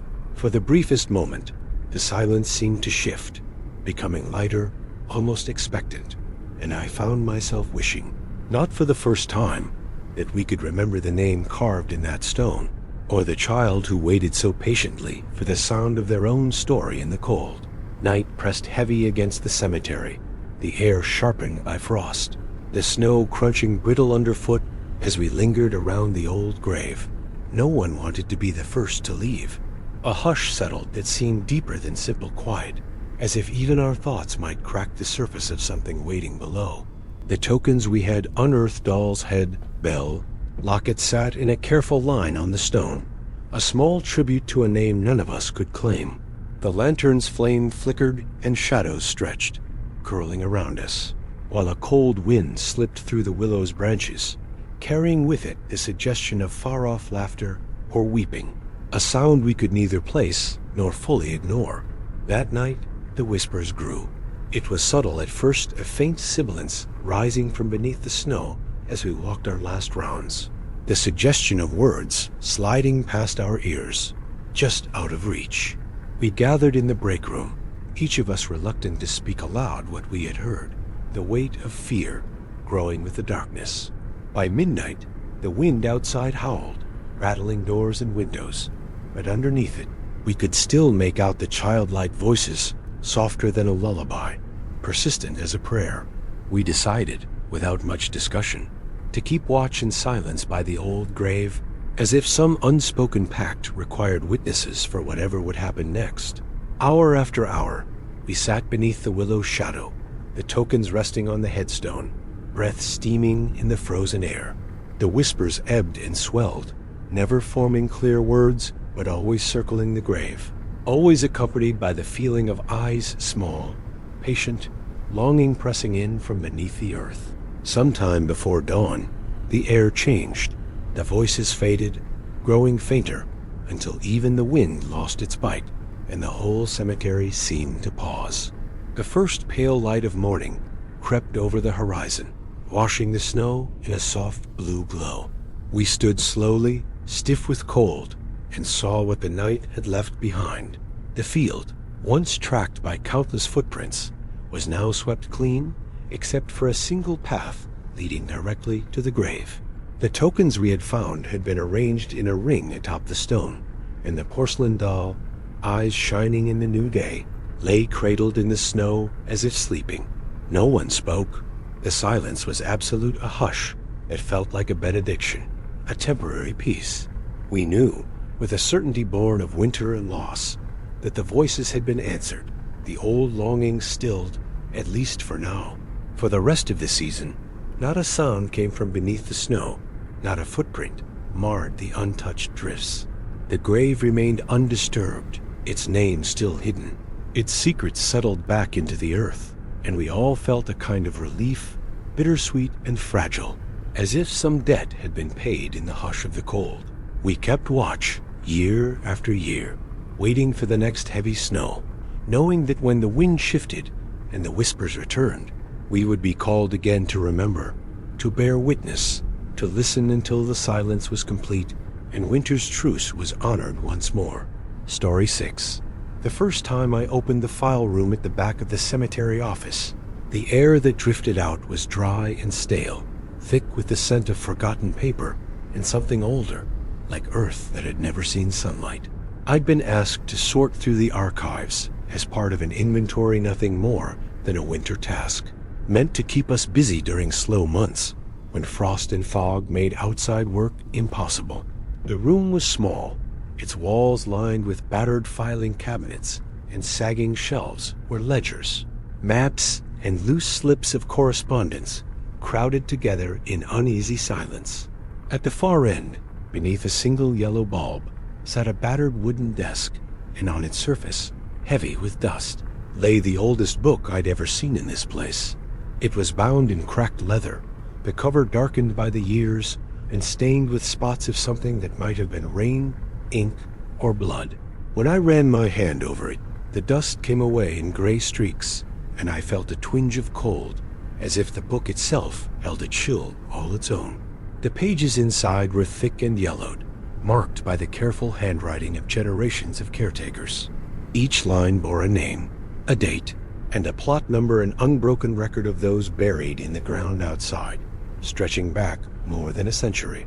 The ink had faded from black to brown to sepia, the oldest entries barely legible, and every page was dense with the weight of history.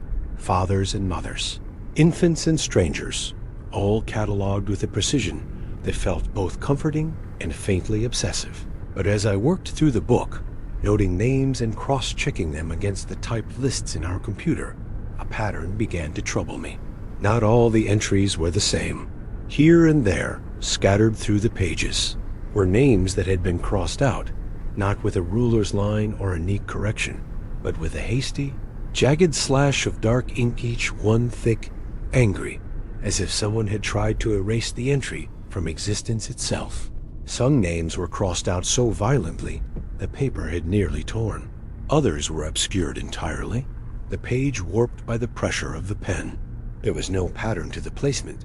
Some belonged to recent burials, others to graves so old their markers must have crumbled decades ago. There was no explanation in the margins, no official note or signature, just those angry marks and, sometimes, a faint scrawl in the corner. Forgotten, lost, or simply gone. Each time I touched one of those pages, a prickling discomfort crept up my arm, as if static electricity had leapt from the paper into my skin. I found myself shivering, glancing over my shoulder, the silence of the archive seeming to deepen with every line I read. I made a note to ask the others if they knew anything about the crossed-out names, but when I mentioned it later, no one remembered ever seeing the book at all. One of the older caretakers, a man who'd worked the grounds since before I was born, shook his head and said there was no such record in the office. But I knew what I had seen, could still feel the cold sting of the paper, the heaviness that settled in my chest as I closed the cover. I left the book on the desk, unable to shake the feeling that its pages had shifted behind my back, as if the list of names was not only a record of the dead, but a living thing, restless and waiting to be rewritten. The days that followed the discovery of the old book passed with a heaviness that seemed to seep from the archives into every stone and path of the cemetery. I tried to focus on my other duties, pruning the hedges near the main gate, resetting crooked vases, checking the fencing after each restless night wind. But my thoughts circled back to those angry, slashed out names every time I let my guard down. It was only after a week, during my morning inspection of the grounds, that I began to notice something stranger than forgotten ink and memory. A headstone that had always stood at the edge of the military section was gone, not toppled, not buried under a drift of leaves or snow, but simply missing a patch of raw earth and disturbed grass, the only sign that anything had ever marked that place at all. I checked the maps, the digital register, and at last, with a prickling unease, the old ledger itself. The missing headstone belonged to Margaret Yvonne, her name crossed out with that same brutal line, the page dented, as if the hand that had held the pen shook with anger or fear. I felt the chill of the archive on my fingers again, the sense of being watched or weighed. I tried to shrug it off as vandalism, maybe a prank or a botched theft. But when I brought it up with the others, they dismissed it with a weary shake of the head. "Stones get knocked over all the time," Tommy said, but his eyes flickered away from mine, and he left early that day, saying he had errands in town. The next morning, I found another anomaly this time, a headstone split perfectly in two, the crack running straight through the name in a way that felt purposeful, almost surgical. There was no sign of impact, no debris, just the two halves resting together like a broken mirror. The name on that stone, too, matched a violently crossed-out entry in the book. I ran my thumb along the gash in the marble and felt that familiar static crawl, the same shudder I'd known in the archive. The pattern repeated, subtle at first, then relentless.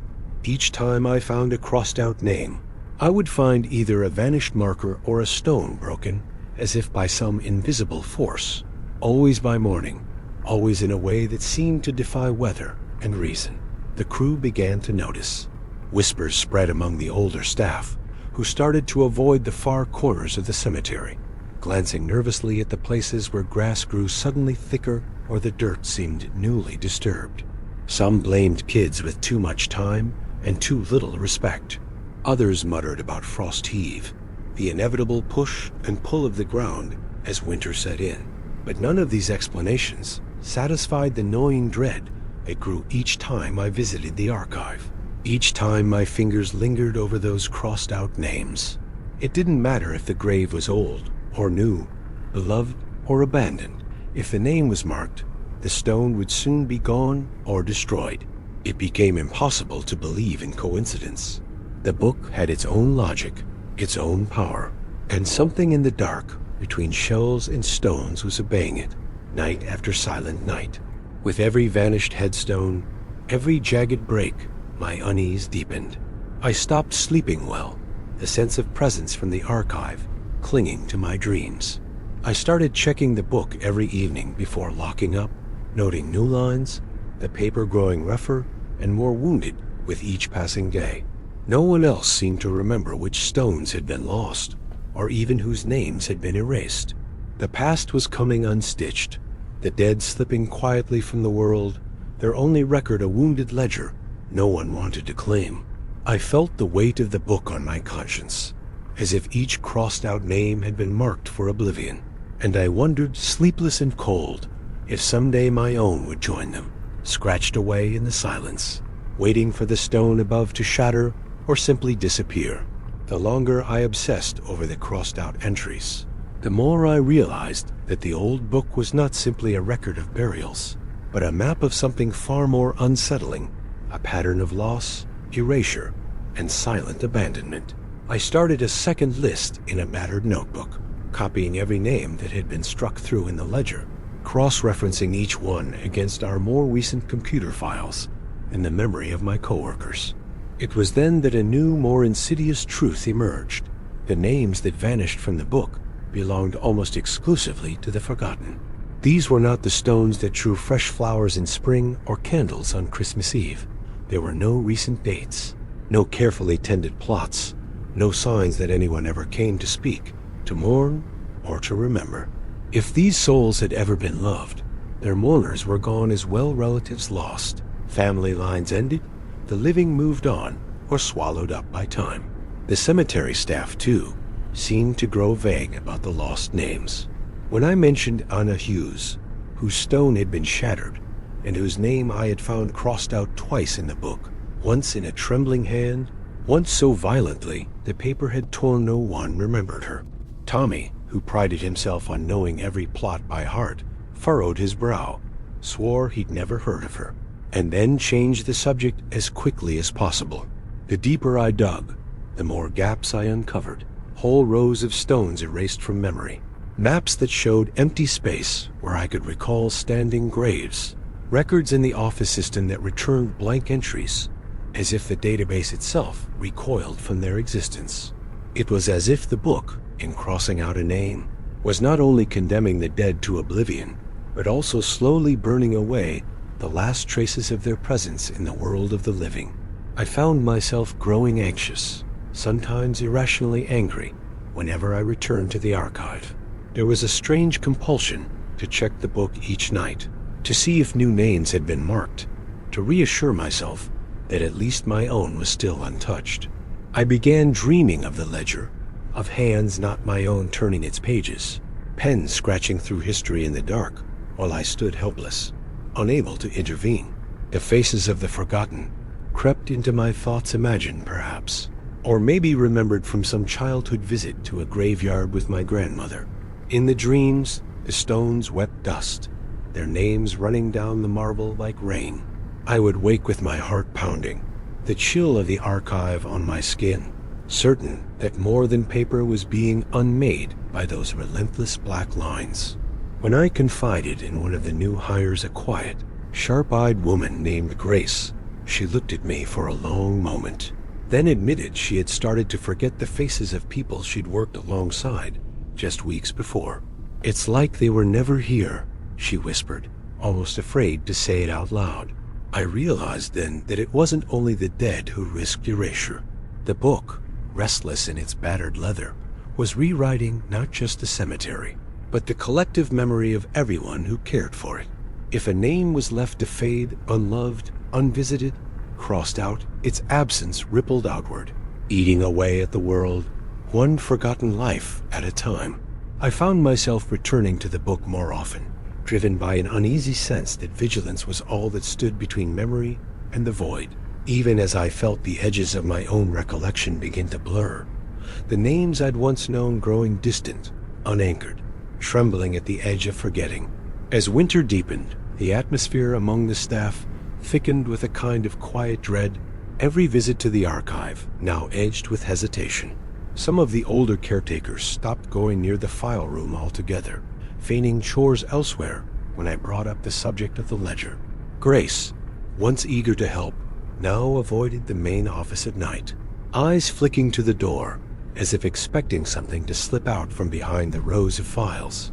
For my part, I became compulsive in my routines, checking the book each morning and evening, my hands trembling slightly as I leafed through the brittle pages, scanning each line for new scars of ink. The sense of being watched, weighed, and recorded grew stronger every day, and I realized that my own name, nestled among the recent entries, felt more and more like a ticking clock. It was late one night, after the first thaw, when I made the discovery that undid the last of my confidence.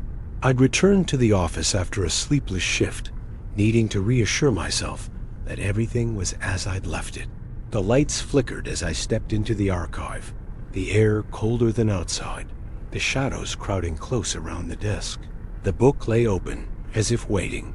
At first, I scanned the old pages, no new names marked, no additional losses in the cemetery, beyond the ones already gnawing at my memory. Then, with a lurch, I noticed a difference on the very last sheet, a new entry in a crisp, unfamiliar hand. There was my name, inked neatly among the final few, date and plot number perfectly accurate, the letters almost luminous against the yellowed paper. The space beside it was empty, but I saw, with a horror that numbed my fingers, the faintest impression of a line beginning, a shadow of a stroke hovering as if the pen had paused at the brink of erasure. I staggered back from the desk, the weight of the archive pressing on my chest. The room seemed to tilt, the walls closing in. A sound like the fluttering of dry leaves moved through the air, a breath, a warning, or perhaps the shuffling of pages that had turned themselves. All at once, I saw the logic of it. The book was not only a record, but a contract, a slow culling of the forgotten, its judgment falling hardest on those who lingered without memory, whose only witness was a caretaker's pen. For the first time, I understood the fear that had hollowed out the eyes of my colleagues, the reason so many had left without explanation, or simply faded from recall, as if erased by the very place they served. That night, sleep eluded me. Every sound outside my window was the whisper of a turning page. Every shadow on the wall, the silhouette of a hand moving to strike through my name. I realized that the closer one came to the book, the more it seemed to see you, your habits, your hopes, your secrets marking time, until your presence was as fragile and erasable as ink on old parchment. The fear settled in my bones, making each visit to the archive a slow ritual of dread, and I began to wonder if any of us, once named, could ever truly escape the ledger's silent, watchful gaze. The night I found my own name trembling on the verge of erasure, I tried everything I could think of to reclaim myself from the book's grasp. I tore a sheet from my notebook, pressed it over the page, and scribbled desperately, hoping friction or static might lift the ink away. I tried erasers, water, even a smudge of whiteout borrowed from the office desk drawer, but the name would not yield. If anything, the blackness only deepened, bleeding through every attempt at concealment, seeping into the paper as though it belonged not just to ink, but to something far older and hungrier. The sense of dread became suffocating. The office windows seemed to cloud over with frost, shutting out the world beyond the walls, leaving only the pale, unyielding light of the archive and the silent company of the dead. I spent the final hours before dawn pacing between the stacks, fighting the urge to run outside and scream for someone, anyone, to help me remember who I was. I wrote my name on the whiteboard, on post-it notes, even scratched it onto the underside of my desk, each time repeating it out loud like a prayer, hoping, foolishly, That repetition might ward off the blankness creeping in at the edges of my thoughts. Outside, the wind rattled the loose panes of glass, and the shadows in the yard grew long and uncertain, as if the stones themselves were shrinking away from memory. When morning finally broke, weak and gray, I hurried out into the cemetery, heart pounding, desperate to prove that I still existed. What I found was a landscape half erased. Entire rows of graves where I'd walked the day before had vanished, patches of dirt oddly smooth, the grass untrodden and new. Here and there, a broken stone or a toppled marker stood alone, but the names had faded, weathered down to smooth white. I ran to the office, threw open the ledger, and found that all the pages were blank. No names, no dates, no hand to guide the pen, just the faint shadow of old lines, the echo of what had once been written and was now gone. A terrible stillness filled the air, as if the entire cemetery was waiting for something to fill the emptiness. I understood then what the book had always wanted, not just to keep record, but to remake the world in silence, to sweep away even the memory of the dead until there was nothing left to mourn, nothing left to remember, no evidence that anyone had ever stood watch over these grounds. I touched the page where my name had last appeared and felt the coldness settle through my fingers, creeping into my bones. In that moment, I realized I could not recall the faces of my coworkers, the shape of the paths I'd walked, or the stories I'd once promised to keep. I was becoming a part of the forgetting, my own presence already unraveling in the gray light of day. As I left the archive, I felt the world slipping further away, the office dissolving behind me, each footstep echoing in the quiet. The dead were gone, their stones erased, and I was left with only the silence and the certainty that, one by one, every name would be crossed out until the last page was turned and the cemetery itself became a place no one remembered, a story rewritten by the absence of all who once lingered among the stones as if they had never existed at all. Story 7. Night had always brought its own peculiar silence to the cemetery, a stillness punctuated by the occasional scrape of branches or the distant yelp of a stray dog, but otherwise a peace that made the marble and granite feel weightless, suspended between worlds.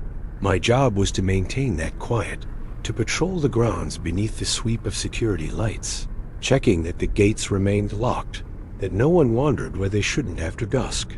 For years, every night unfolded with the same sleepy rhythm, my flashlight beam skimming the familiar paths, the names on the stones blurring into background texture, a hush that became almost comforting. But that winter, the nights changed. It began as a shimmer at the edge of vision, a flicker of something blue where there should have been nothing at all. At first, I blamed it on tired eyes, or maybe a reflection off the snow that still crusted the northern wall. Then, one night, as I rounded the far end of the grounds, I saw them clearly. Tiny lanterns, each one the size of a clenched fist, glowing with a cold, azure light that floated just above the rows of gravestones. They drifted in perfect silence, weaving between the markers in a pattern that felt too deliberate to be random, pausing sometimes as if considering a particular name before sliding onward in a slow, circling procession. I stopped in my tracks, heart thudding. It might have been vandals. I told myself, kids with glow sticks or some elaborate prank with drones and LEDs. But there was no sound, no laughter, no crunch of feet on gravel or crackle of radio.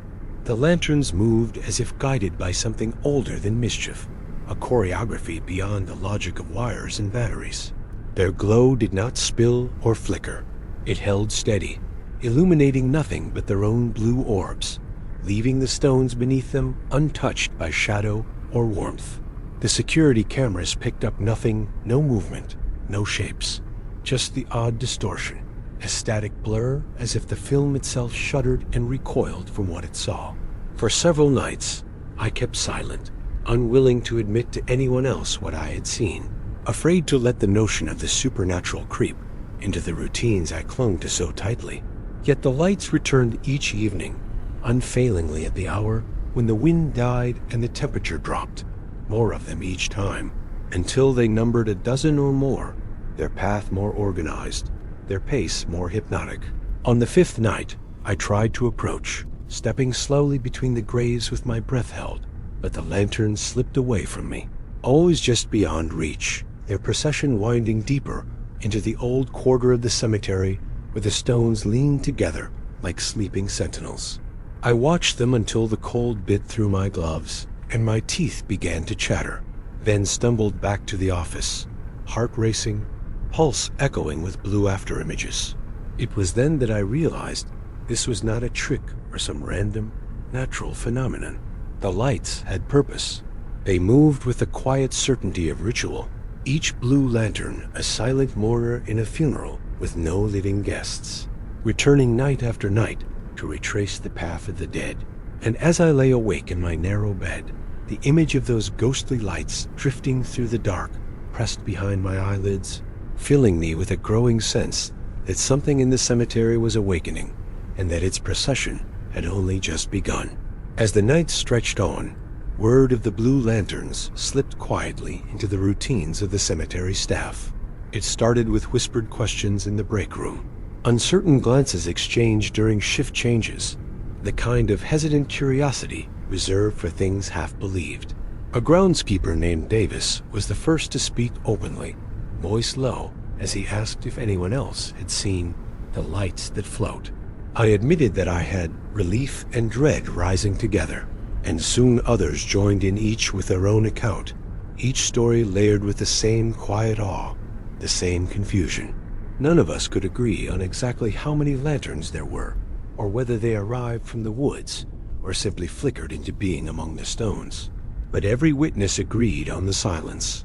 The lights made no sound, not even the faintest hum, moving in processional lines through the oldest rows, as if marking out paths long worn, invisible by memory. The pattern grew more precise. Where at first the lanterns had wandered in gentle, meandering circuits, now they advanced with purpose, lining themselves in slow, snaking columns that wove between the markers in a route that never varied. Some nights we watched from a distance, drawn to the windows or huddled just outside the office door, unwilling to follow but unable to look away. The air would sharpen when the lanterns passed a sudden, inexplicable chill that pressed cold against our lungs, making every exhale hang heavy and visible in the dark. Sometimes, beneath the hush, we swore we heard the faintest whispers, a susurrus that seemed to rise from the earth itself, voices too distant to understand, but heavy with grief and longing. A few times, someone would break, taking a step or two toward the blue glow, compelled by a feeling that hovered between curiosity and mourning. But always, at the edge of the light, the impulse would falter. The lantern seemed to notice slowing, drifting closer, only for the air to grow thick with a dread that stopped us cold. More than once, I felt a sensation, like icy fingers brushing across my chest, a sudden drop in temperature that left my heart pounding and my feet glued to the frozen ground. The next morning, those who had drawn too near complained of strange dreams and an ache that lingered deep in their bones, a sense of loss they could not name. Even so, the lights became part of our lives, an expected terror that threaded itself into our nightly watch. Rumors grew. Some said the lanterns counted the living as they passed. Others whispered they were drawn to guilt or sorrow, that each blue flame marked a death yet to come. No one could explain their presence, or why they returned, unfailing, whenever the moon was new and the nights their darkest. The longer we watched, the more convinced I became that the lights were not a warning, nor an omen, but a summons, a quiet invitation to join the procession, to step beyond the world of the living and follow the blue fire into the deep hush that waited among the graves. And always, when the last lantern faded into shadow, the cemetery felt changed, heavier, older, as if some secret was being kept beneath our feet, waiting for the one among us brave or foolish enough to accept the call. It was inevitable, I suppose, that someone would try to follow.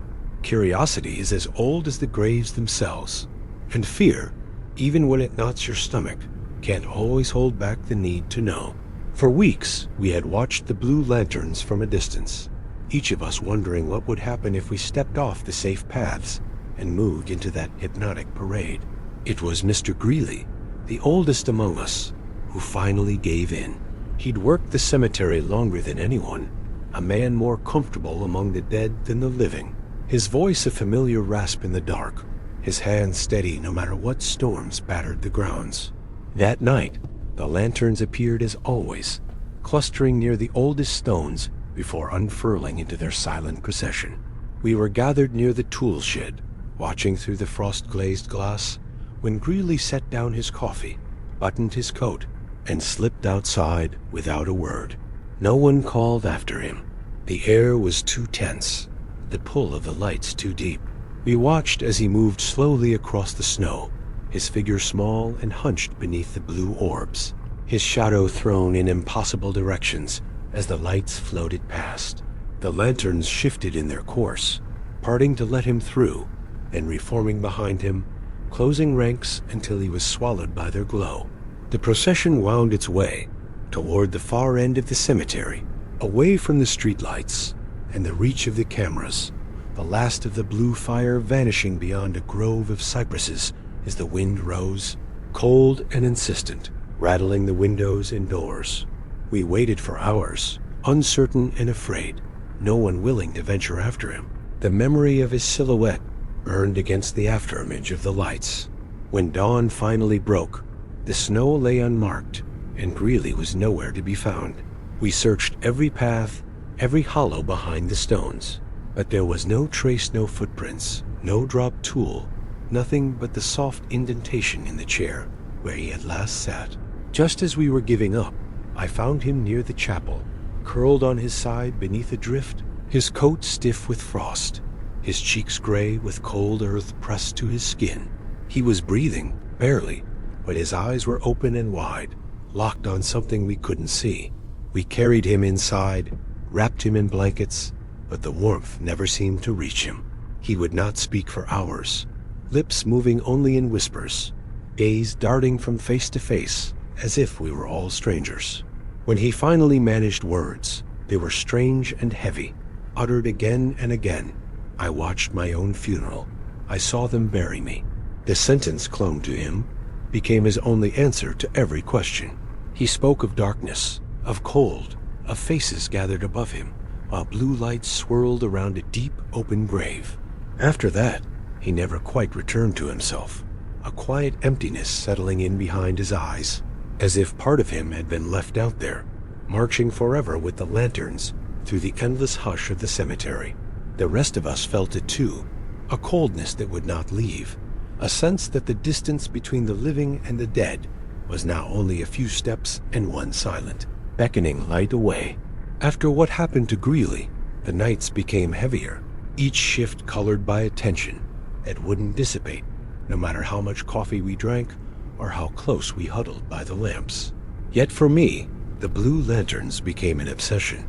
I couldn't look away from the window when the procession appeared, couldn't silence the echo of Greeley's words.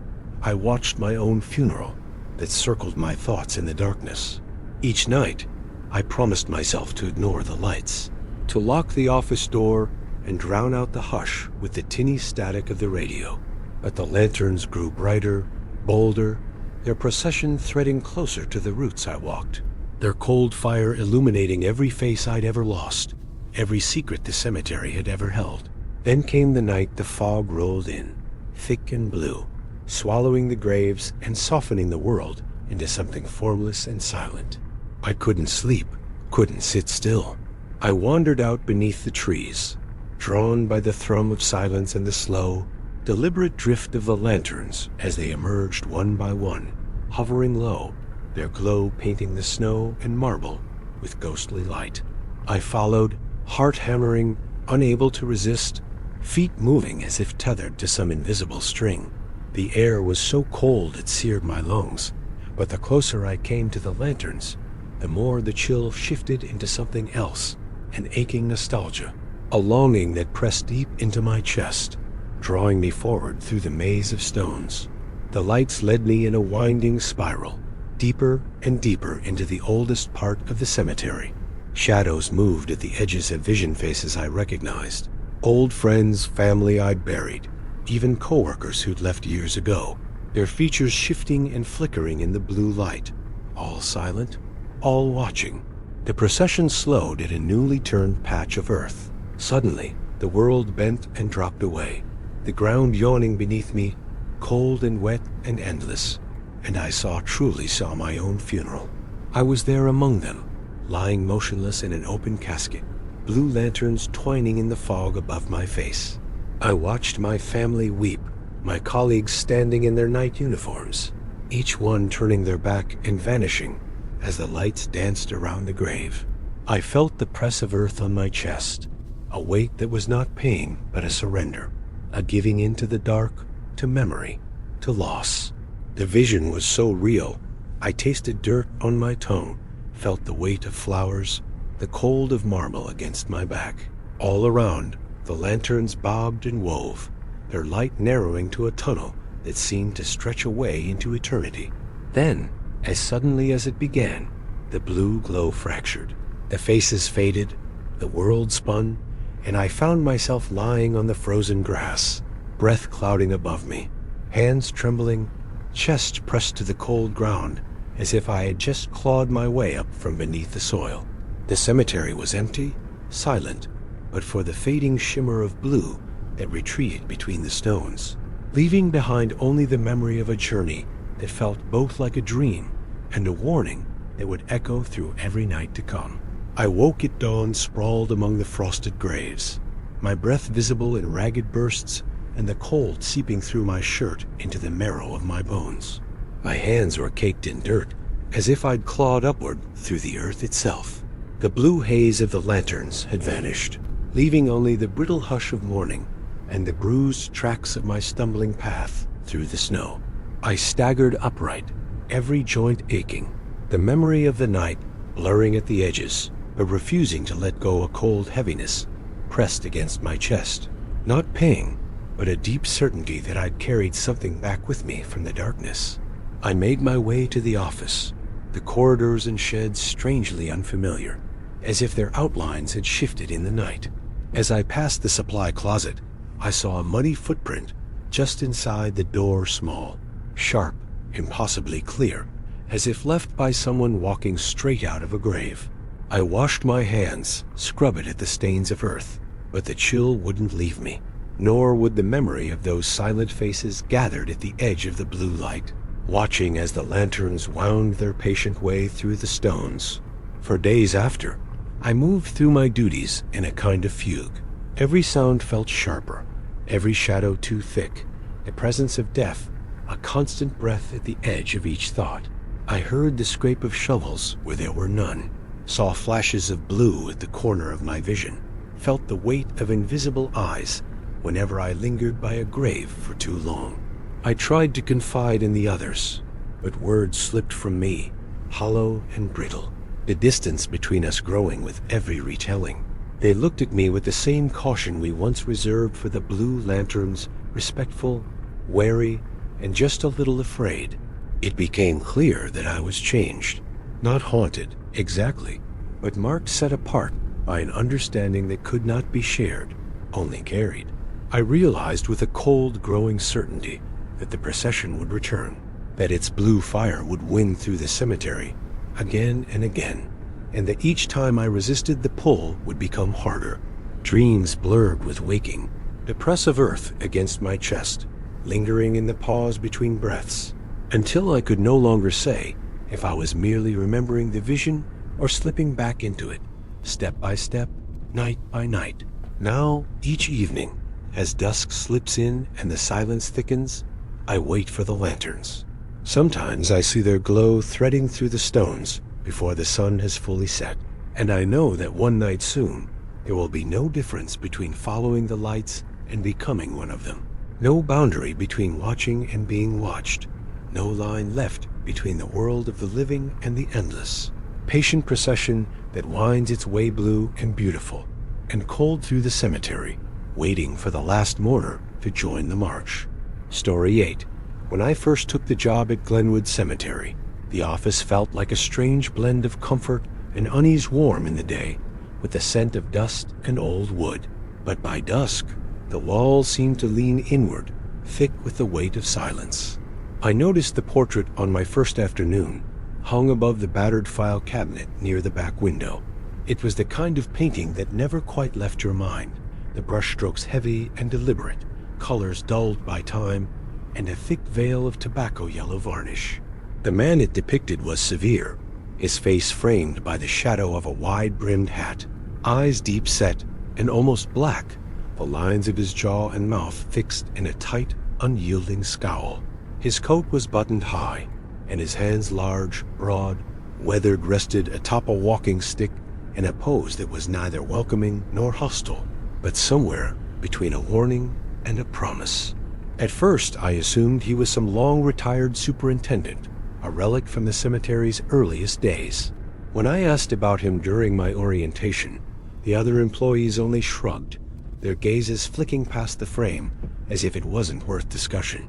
"He's always been there," one of the older groundskeepers said, his voice thin with the careful neutrality of someone avoiding old rumors. "That picture's older than any of us. Nobody remembers who hung it up." Another offered more softly, "Just let him be. You'll get used to it." The secretary, a brisk woman who kept the books in perfect order, never met my eyes when I brought it up. She muttered, "That office wouldn't feel right without him," as though she meant the portrait, the man, or both. Still, I found my attention drawn to the painting at odd hours, particularly as the light changed. During the day, his features were unremarkable, just another old man with the tired look of someone who'd seen too many years. But in the evening, as the sun faded and shadows stretched long across the room, the details seemed to shift. The hat brim grew sharper, casting deeper pools of darkness over his eyes, and the mouth seemed more rigid, as if holding back a word or a secret. I'd look away, get lost in paperwork or inventory, and catch myself checking the painting again, a sense of being watched prickling at my neck. Other staff, especially the veterans, avoided lingering in the office after dark. On slow nights, when I stayed late, I'd sometimes notice how people glanced upward as they passed through, nodding almost respectfully to the portrait before flicking off the lights and shutting the door with more force than was necessary. There were hints in their routines chairs, never left directly beneath the painting, papers arranged neatly on the desk as if to avoid disorder, even the smallest accidental smudge quickly wiped from the floor beneath his gaze. I tried to tell myself it was just the usual superstition that clings to any place where death is a daily presence. But as I settled into the rhythm of my new life among the stones and stories of the dead, the feeling that the man in the portrait was watching, and perhaps waiting, settled deeper in my bones. A silent promise that some things in the cemetery did not simply fade away, no matter how many years or caretakers had come and gone. It was during those first weeks of long, lonely shifts that I began to notice the subtle changes in the old caretaker's portrait. At dusk, when the light spilled gold through the dusty office window and the hush of evening settled over the cemetery like a heavy blanket, I sometimes found myself glancing up and feeling, for a split second, that the man's eyes were just a touch brighter, the lines at their corners a shade deeper, his attention somehow less fixed on the horizon behind me and more on my every move. In daylight, it was easy to dismiss an old painting after all, could play tricks on a mind wound tight by too many hours of paperwork, ringing phones, and the silent catalog of the newly departed. But at night, with only the desk lamp burning and the world outside pressed to glass, the sensation grew sharper, undeniable, and I caught myself pausing mid-task to look back, as if I expected his mouth to shift or his brows to arch in silent acknowledgement. On the third night, a storm rattled the windows, thunder stumbling across the rooftops, while rain drummed steady and hard. Alone in the office, I worked through a backlog of burial reports, every tick of the clock amplified by the drumming rain.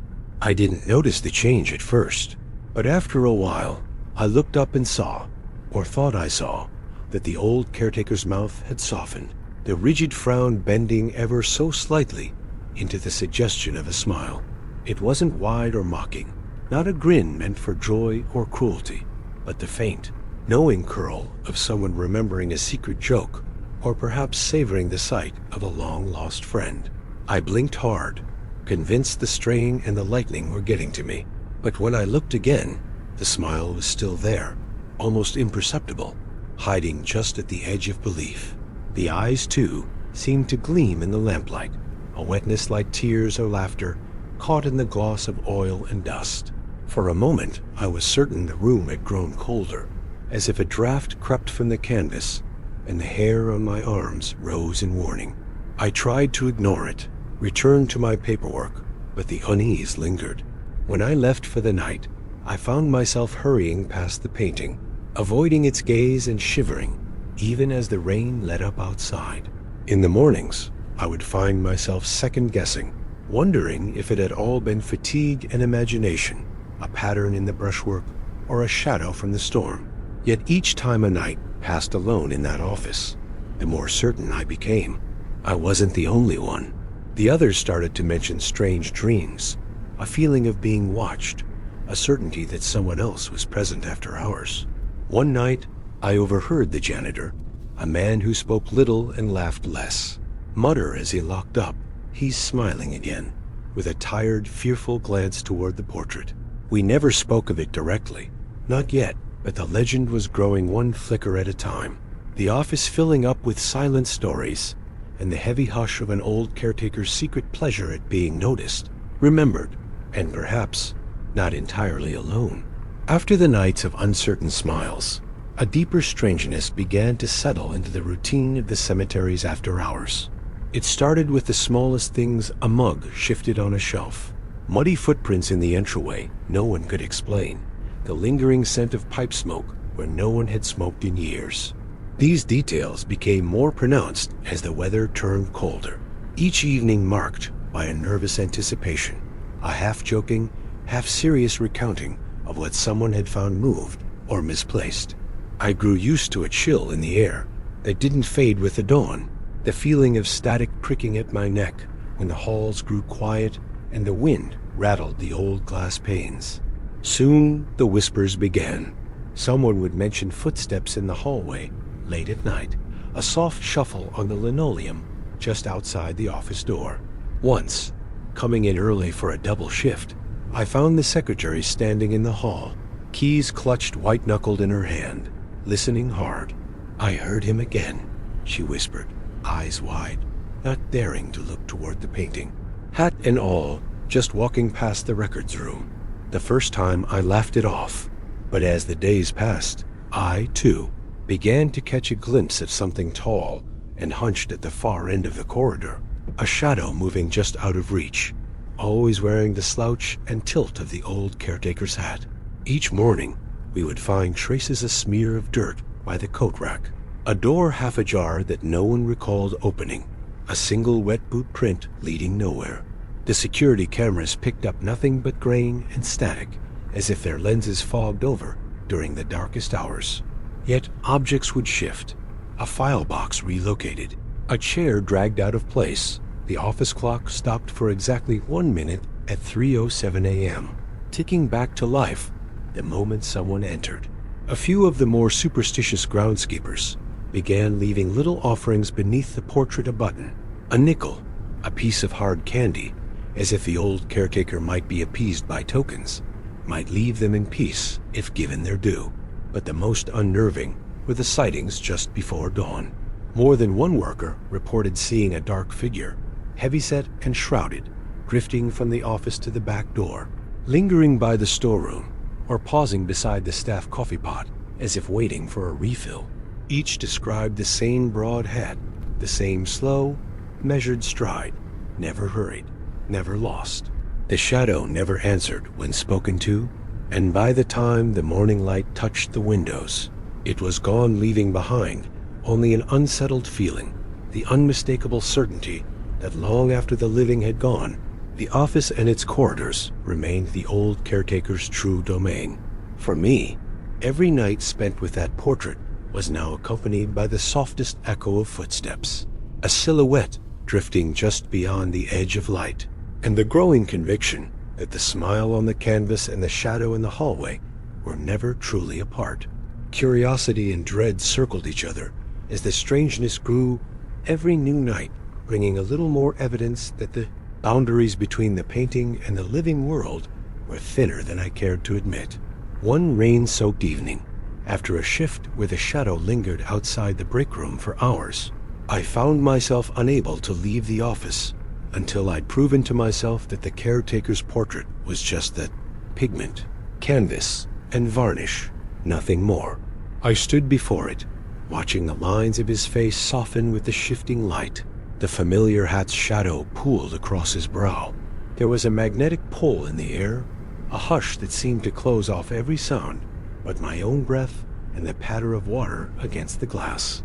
On impulse, I started searching the old desk beneath the portrait, a battered relic that everyone used, but no one claimed. Its drawers filled with paper clips, dried pens, and folders dating back decades. The bottom drawer was jammed, warped from years of humidity, and took several sharp tugs to open. At the very back, behind an envelope of faded stamps and a broken stapler, I found a small leather-bound diary. The cover was cracked, but the clasp still held firm.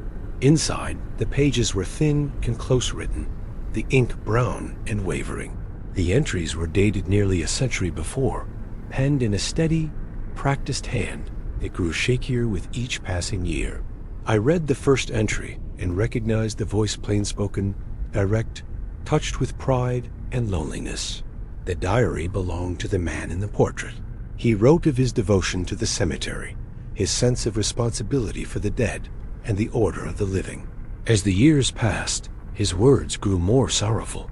He spoke of lost friends, the ache of solitude, the slow fading of his own name as new caretakers took over. In the final pages, the entries shifted. He confessed to rituals carried out in the dark, whispered words and secret offerings at the graves, all in the hope that my watch may never truly end. He wrote of his fear of abandonment, a wish to remain even after flesh had failed him, and a longing to be remembered, a plea that the cemetery would never be left alone. A chill washed over me as I read, the old caretaker's loneliness and desire for permanence suddenly alive in the room, humming through the air, as if the ink itself still pulsed with his longing.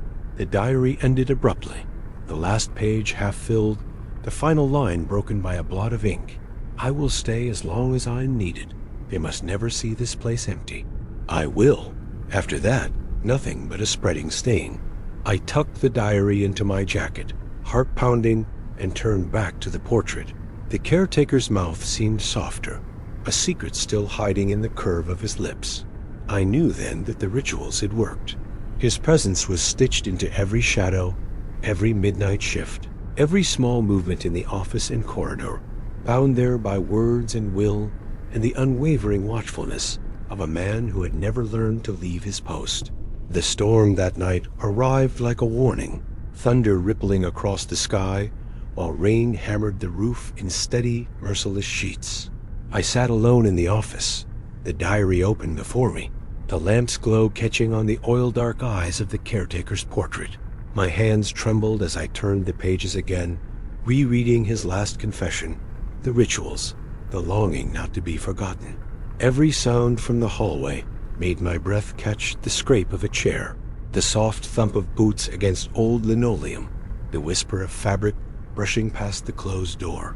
The shadow returned, slower and more solid than ever, its form outlined in the streaks of lightning that burst through the windows. This time, I did not look away. The moment I met its gaze, a hollowness where a face should have been, the unmistakable tilt of the old caretaker's hat, the portrait behind me changed. The severe mouth pulled wide, no longer just the suggestion of a smile, but a grin full of recognition, relief, and something like triumph. The eyes sparkled in the uncertain light, the familiar sternness replaced by a warmth so sudden it made me shiver. The room felt smaller, the air thick as the shadow took a step closer, the edges of its form blurring, bleeding into the corners of the office. It stopped just at the edge of the lamp's glow, tipping its hat, and a hush swept through the room, deep enough to drown every thought but one. I was not alone. I would never be alone here again. The office clock stopped. The rain outside faded to silence. The only sound was the soft ticking of the old caretaker's watch, a sound that, when I listened closely, matched my own heartbeat, an echo of time slipping between memory and forgetting. The shadow lingered at the threshold, then slowly retreated, folding itself into the darkness of the corridor, until only the sense of watchfulness remained, thick and expectant. When I turned back to the portrait, the smile lingered open, patient, almost welcoming. After that night, the stories spread quickly. Workers whispered of the smile growing bolder, of the portrait's eyes shining in the pre-dawn stillness, of footsteps in the hallways that never left a mark, but always brought comfort or dread, depending on who told the tale. Some brought their troubles to the office, muttering questions or silent prayers beneath the painting. Others left offerings on the windowsill, old coins, a matchbook, a single white flower, each one vanishing by morning, replaced sometimes with the faintest scent of pipe smoke or the gentle creak of the floorboards, as if the caretaker was making his rounds. For me, every shift became a vigil. The shadow still walked the halls, but now I met it without fear, and the portrait's smile seemed to widen each time I returned. The old caretaker's promise of eternal watchfulness sealed into every dusk and dawn. Glenwood Cemetery was never empty again, not while memory and longing could fill the silence, not while a watchful presence kept guard, smiling softly in the darkness, waiting for the next soul to take comfort in the company of those who refuse, even after death, to ever leave their post. Story 9. I arrived at Miller's Grove Cemetery in the slush and dull gold of late autumn, expecting the usual routines. A new staff badge, the heavy ring of master keys, an office tour conducted in weary half-whispers by men whose boots left permanent marks in the halls. The grounds were old but well kept, every path lined with flat brown leaves, the air haunted by the faintest scent of iron and pine. On my second day, the foreman, an angular man with eyes like rain-worn stone, pulled me aside after lunch, leading me through the maintenance building and down a flight of steps I hadn't noticed before. The air changed as we descended, losing the warmth of the above-ground world and taking on a hush so deep that even the sound of our shoes seemed muffled. The walls here were close and sweating, hung with coils of rope, rusted tools, and forgotten ledgers. At the far end of the corridor stood a narrow door, battered with old nicks and painted a shade of gray that had no name. It opened with a creak that felt louder than it should have, spilling us into a cramped, windowless room lit by a single stubborn bulb. There, against the back wall, sat the vault. It was older than anything else in the building, its surface scratched and blackened by decades of handling, a brass dial and heavy iron hasp polished to a dull sheen. The foreman said nothing at first, just stared at it, hands deep in his jacket, as if waiting for me to ask the right question. I didn't, so he cleared his throat and tapped the safe with his knuckle. "This here is the Lost Key Vault," he said, his voice echoing in the small space. "Every cemetery has one, or so they say, but ours has always been a bit peculiar." He produced a ring of keys, none of which matched the safe's heavy lock, and gestured for me to look closer. Inside, arranged on velvet the color of dried blood, lay dozens of keys. Some were simple skeletons, others ornate with strange carvings and heavy bows, none of them tagged or numbered, each slightly different in size and age. Some looked like they might open nothing grander than a padlocked shed, others like they could fit a castle gate. There was a faint scent of cold metal and oil, and something underneath that made me think of old flowers pressed between pages of a book.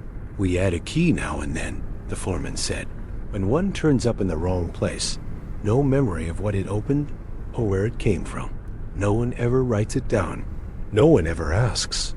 I found myself staring at the pile of keys, their shapes casting sharp, chaotic shadows beneath the bulb.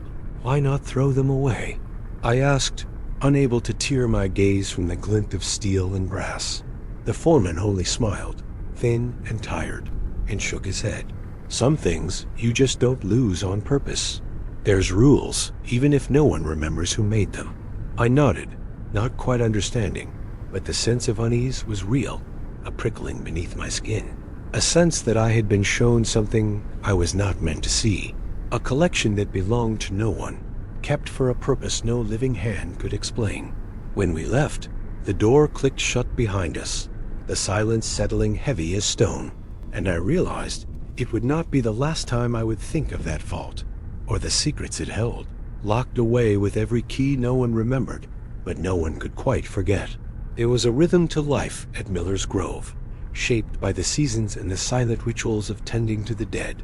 But as winter crept in and the anniversary of the cemetery's founding approached, a subtle tension ran beneath the surface.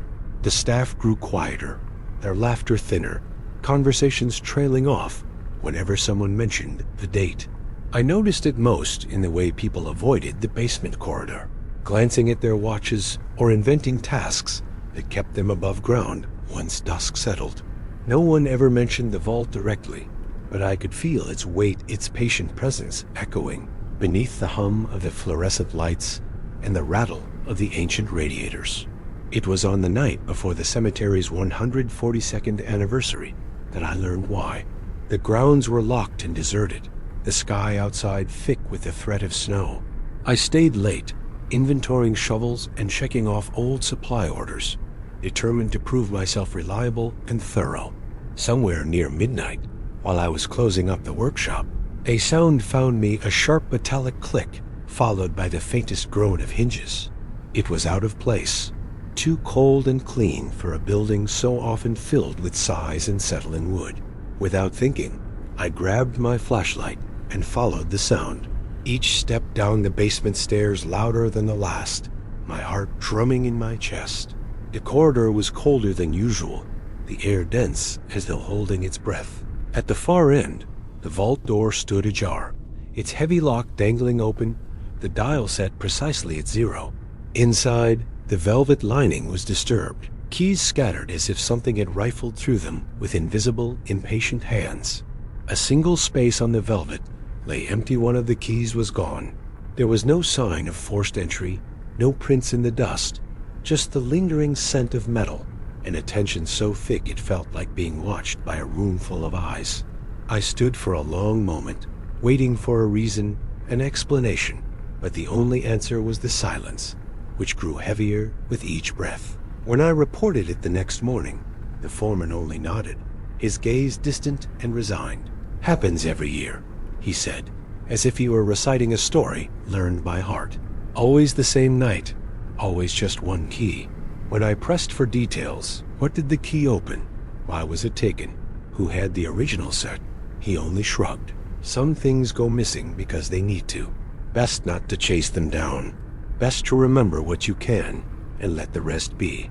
But as I walked back up the stairs, a gnawing discomfort rooted deeper inside me, a sense of loss that I could not name, as if something precious had been taken not from the vault, but from my own memory.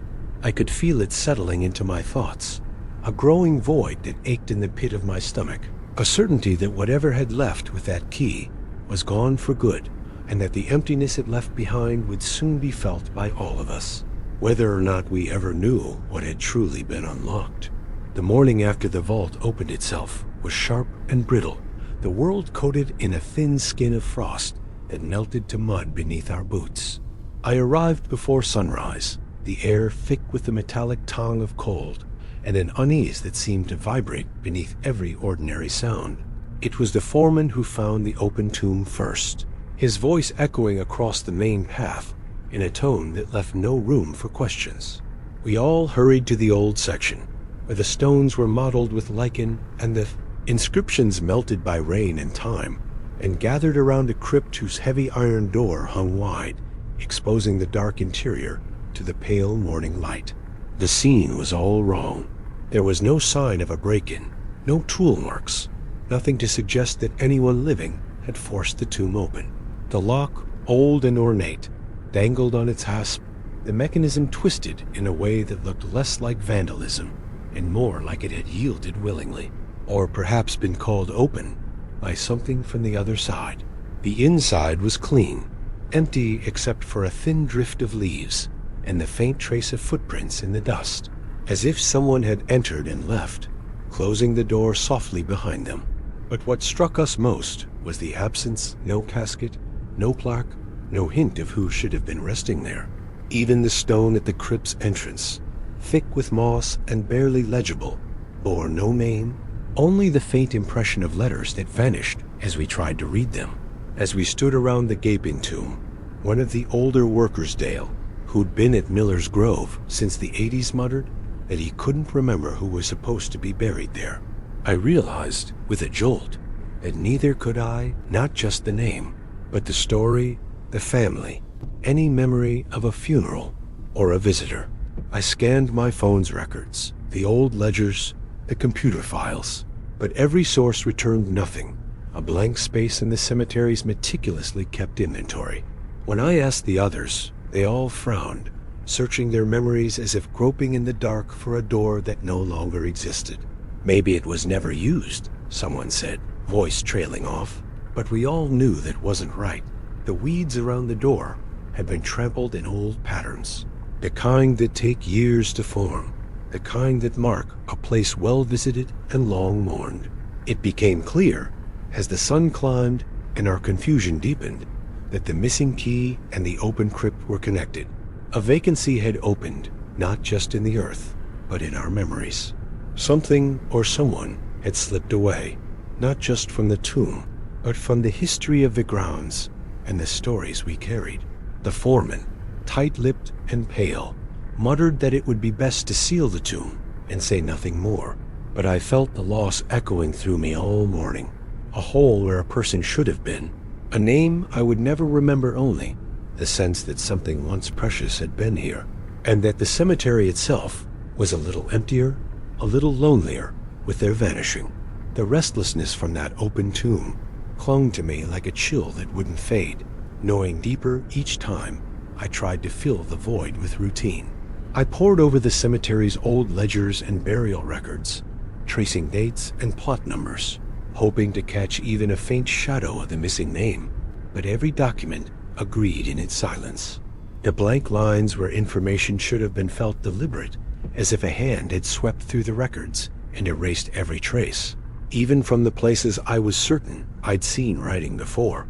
I questioned my colleagues, Dale the foreman, even old Martha, who handled visitor logs since before the internet, but their memories had holes where details should have been. Some gave vague answers, others only shrugged, their faces clouding with that same discomfort I'd felt in the vault's presence, as if the mind itself recoiled from looking too closely. Compelled by the mystery, I started digging through the archives, climbing ladders in the dust-choked storeroom, opening boxes marked with years that predated my own existence by decades. Newspaper clippings, funeral programs, faded photographs, all yielded nothing about the empty tomb or who might have been laid to rest within. I grew obsessed with the timeline, mapping out each annual disappearance, tracing the patterns back as far as the oldest caretaker could remember. Each time a key vanished from the vault, another plot quietly lost its occupant, another story was wiped clean. The others humored me at first, but as my questions grew more insistent, their patience wore thin. "That's how it's always been," the foreman finally said, his voice dry as autumn leaves.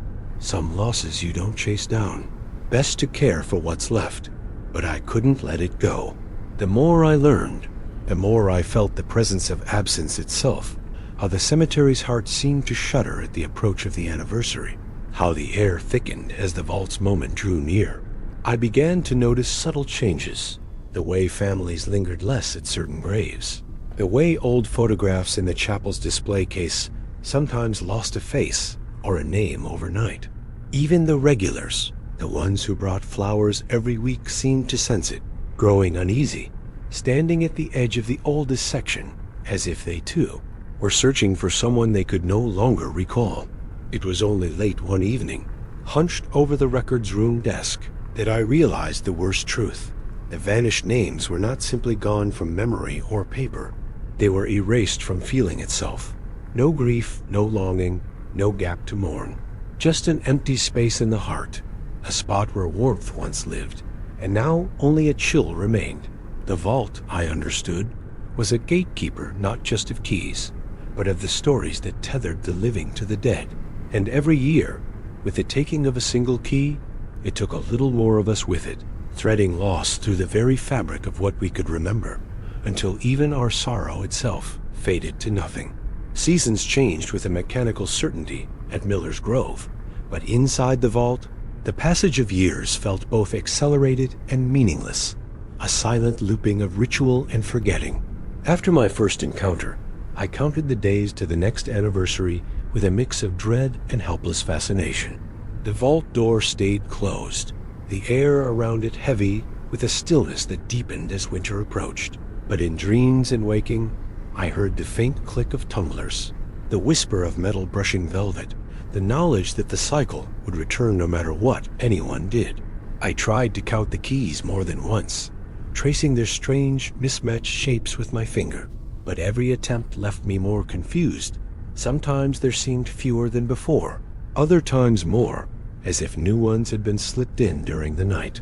I asked the others, but no one could ever remember how many there had been in the past, or when a specific key had first appeared. There were stories, whispers, that keys had been found clutched in the hands of the dead, or at the bottom of locked drawers, or left gleaming on gravestones after storms. Some said they'd seen their own house keys, impossibly aged, among the collection, only to find them missing from their pockets days later, as if the vault demanded constant payment and chose its tribute from whoever dared remember too much. The years passed, and each anniversary brought the same unease. The vault would open itself, the air would shift, and a key would disappear without witness or sound. We would gather the next morning. Someone would find an empty grave or a plot with no history. And for a few days, the entire staff would feel off balance, distracted, unmoored. Then the memory of loss would fade, never with drama, always with a quiet, painless forgetting, until only the vaguest ache remained, a sense that something precious had been lost, but not what or who it had been. Eventually, I saw my own certainty dissolve. I could no longer recall the names of those who trained me, or the face of the foreman who'd first showed me the vault, only the sensation of their presence, the echo of laughter in the break room, or the pattern of their boots in the dust. Even my own story seemed less real, my memories growing softer at the edges, like the names eroding from the oldest stones outside. And still the vault endured, its purpose unchanged, never empty, never satisfied. Each year, another key, another absence, another story erased so cleanly that even the ache of mourning would soon slip away. In the end, I understood. The vault did not keep the dead secure. It made sure that the forgotten stayed forgotten, that nothing lingered too long, that no bond could ever survive its annual demand for oblivion. It would outlast all of us, this patient, mechanical hunger for vanishing, until every last memory of Miller's Grove and every last key was gone, and nothing remained but the silent certainty that we had all once existed here, and that the vault had always waited, and always would, for what must be lost. Story 10. The tool shed at the north edge of the cemetery was never meant to feel permanent, but its cracked cinder-block walls and sagging wooden roof had withstood more storms and winters than anyone could count. Inside, beneath shelves of battered shovels, rakes, and saws, the air smelled perpetually of rust and rain. Every morning, the shed was the first place I unlocked, fumbling with a ring of keys and half waking in the cold. The routine a comfort after years among the dead, but it was the clock around, yellowed thing that hung above the door that soon became the center of my attention, unsettling that comfort in ways I couldn't quite admit.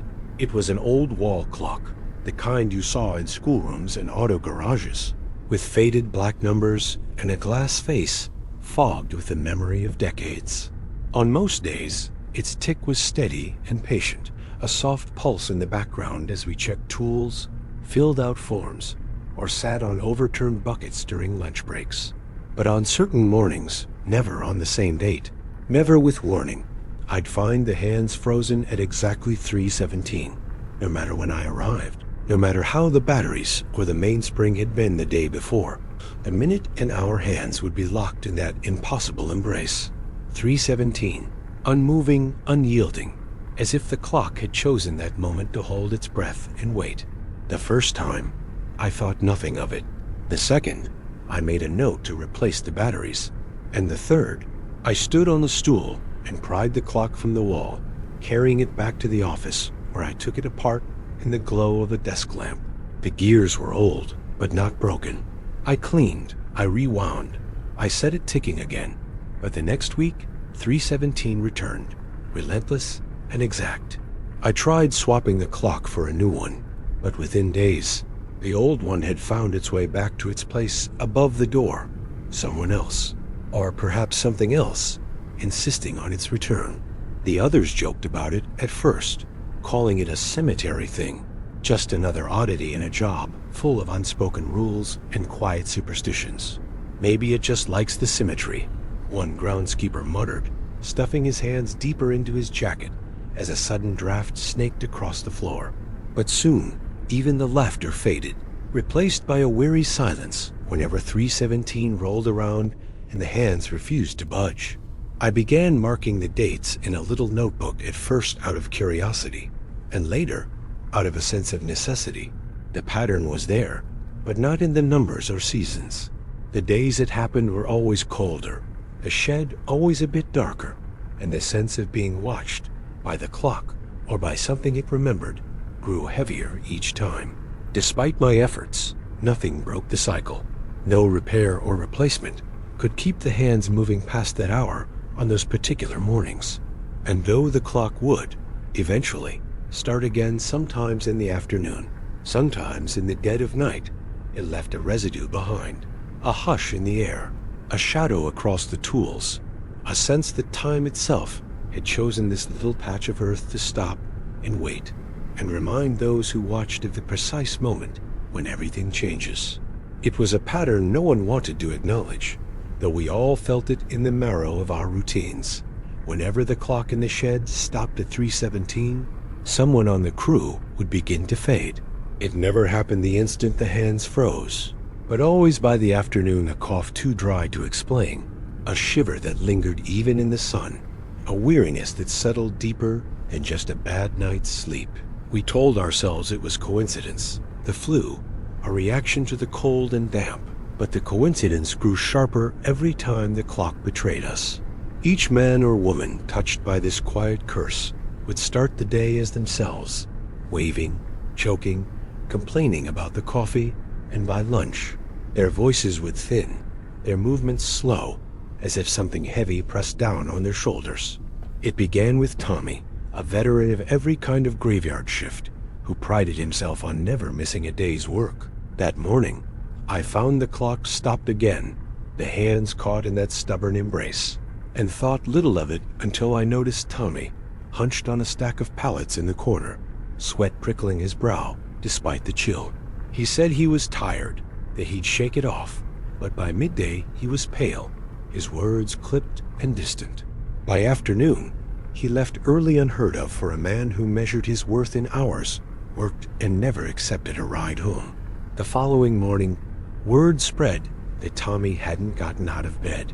His wife called to say he'd developed a fever overnight and that he barely spoke, only muttered in his sleep. The rest of us kept our distance, uneasy, each remembering the last time someone had taken ill the same way, after the same inexplicable stalling of the clock. That week, a gloom hung over the crew, laughter dried up, and even the newer hires watched the clock's face with superstitious dread. I tried to reassure them, tried to believe my own words, that it was just bad luck, a winter bug, nothing more. But I saw how hands shook as we signed out tools, how eyes darted to the clock as if counting down to some silent accusation. By the third day, Tommy was a shadow of himself, too weak to answer the phone.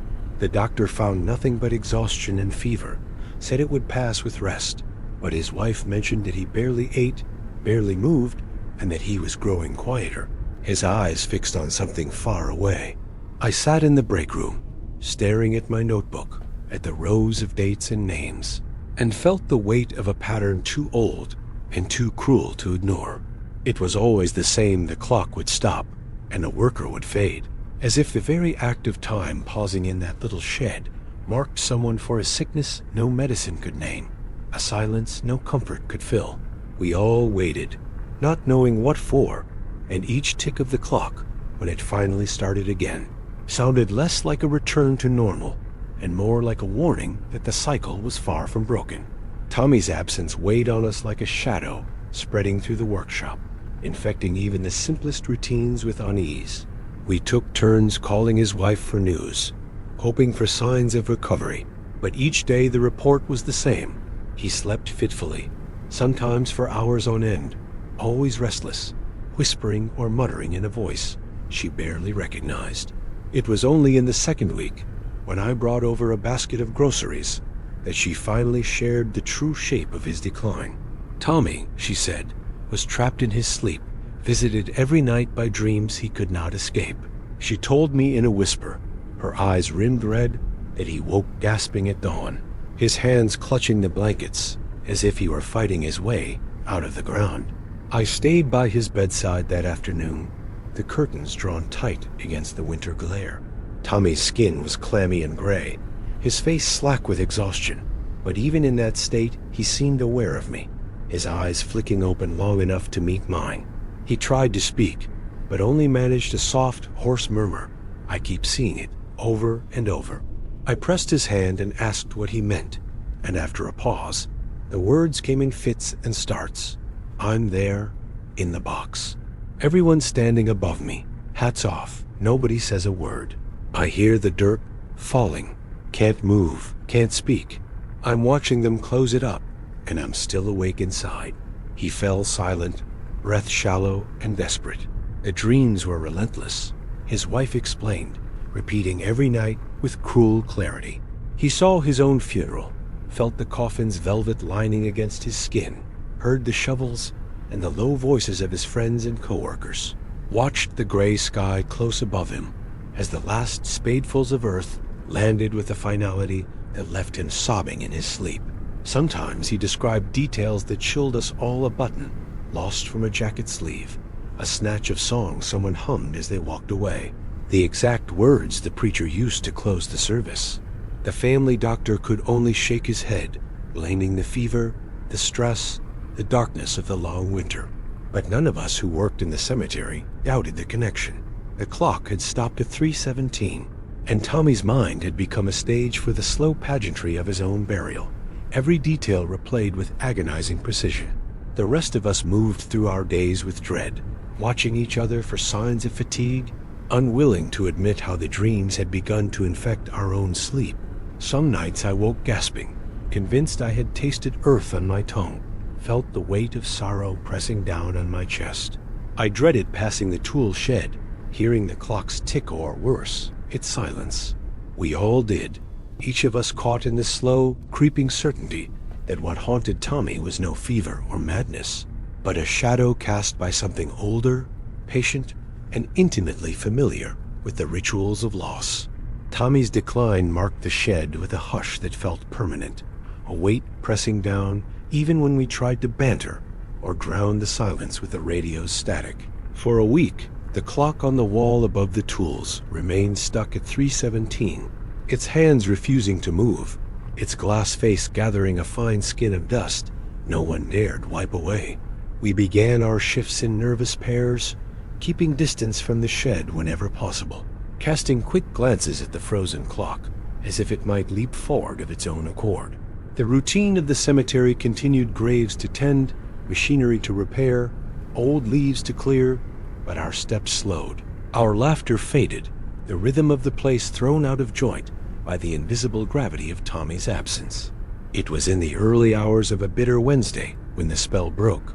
The sun had barely begun to burn the frost from the grass when I walked into the shed to find the clock ticking again.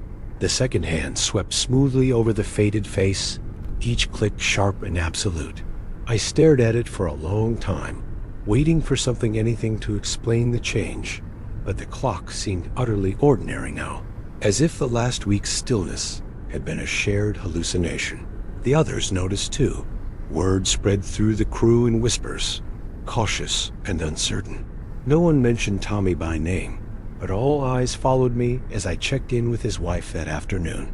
She greeted me at the door with a tired smile, her relief evident even through the deep lines of exhaustion. Tommy had woken at dawn, hungry for the first time in days, his fever broken, his voice steadier, though softer and distant. He could walk, but moved with the slow, hollow caution of a man who had left something behind. He barely remembered his illness or the dreams that had gripped him so fiercely, answering our gentle questions with a blank confusion that was somehow more chilling than the nightmares themselves. When I pressed him, he only shook his head, eyes unfocused, as if peering into a room he could no longer enter. The rest of us tried to celebrate his recovery, but our relief was uneasy, stained by the knowledge that the clock had chosen to move again, and with it, the sickness had lifted. But as days passed, we realized the cycle was not broken. It was only beginning anew. Within a week, the clock stopped again at 3:17, this time while I was standing beneath it. The silence that followed was like a held breath, and that evening, I caught a cough and an ache in my bones that sent a cold spike of fear through my heart. My sleep that night was troubled, full of shallow earth and closed eyes, and in the morning, it was another coworker who called in sick. We learned to dread the clock's pause, to brace ourselves for the slow descent into dreams of burial, for the hush that lingered in the shed each time the cycle turned. No matter what we tried removing the batteries, covering the clock's face, even moving the whole shed's contents to another building, the hands would find their way back to 3:17, and always someone among us would begin to fade, as if the minutes themselves demanded payment for every hour we were allowed to keep living among the dead. By the time the clock's curse had cycled through our crew more times than I dared count, I could no longer dismiss it as mere coincidence or faulty mechanics. Each recovery was marked by a haunted silence, each relapse by the precise pause of the clock at 3:17, as if time itself demanded a sacrifice in sickness and dread.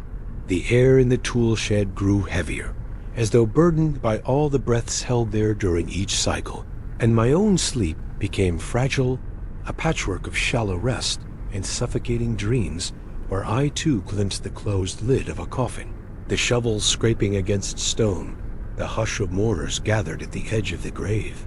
Haunted by the routine and by Tommy's empty stare, I began searching for answers, anything to break the pattern. I scoured the supply closet, the office filing cabinets, the attic above the chapel. It was in an old ledger, tucked behind a row of brittle maintenance manuals, that I found the records. Decades of the same story, written in faded pencil and terse, looping script. Each entry marked a date, a name, a note. Clock stopped, fever began, and always, a return to health as soon as the hands resumed their motion. Some names I recognized as old-timers, others I'd only heard in stories, but every page told the same truth. The cemetery had been living under this shadow for generations. Buried among the entries was a letter, unsigned but yellowed at the creases, written in a hurried, desperate hand. The writer described a ritual and offering of earth and iron, a spoken plea at the moment the clock froze. They called it a pact of minutes, a bargain to keep the dead quiet, the boundary between worlds strong. I realized, sick with understanding, that the clock's pause was not a random omen, but a demand, a tithe, collected in dreams and fever, a price for peace between those who grieved and those who might never rest. That knowledge changed nothing. We could not remove the clock. Every attempt was undone by the next dawn, its glass face gleaming in the gloom above the door, hands trembling toward 3:17, as if summoned by the very earth beneath us. I began to see the illness as a warning, a brief glimpse of the fate that waited for all who worked too long in that place. Each recovery left a mark, an absence behind the eyes, a hollowness in laughter, a shyness around the shed after dark. And always, the ticking resumed, the minutes stolen from someone else, the cycle unbroken and patient. So I kept the ledger, and I kept my vigil, listening to the heartbeat of the clock as it measured out time that was never truly ours. I understood that as long as the clock remained, the cemetery would never truly rest, and neither would we. Each pause at 3:17 was a summons, a reminder, a minute's warning that in the company of the dead, the line between burial and survival was thinner than anyone cared to admit, and that the price for every borrowed day would be paid one way or another in the hush between the ticks.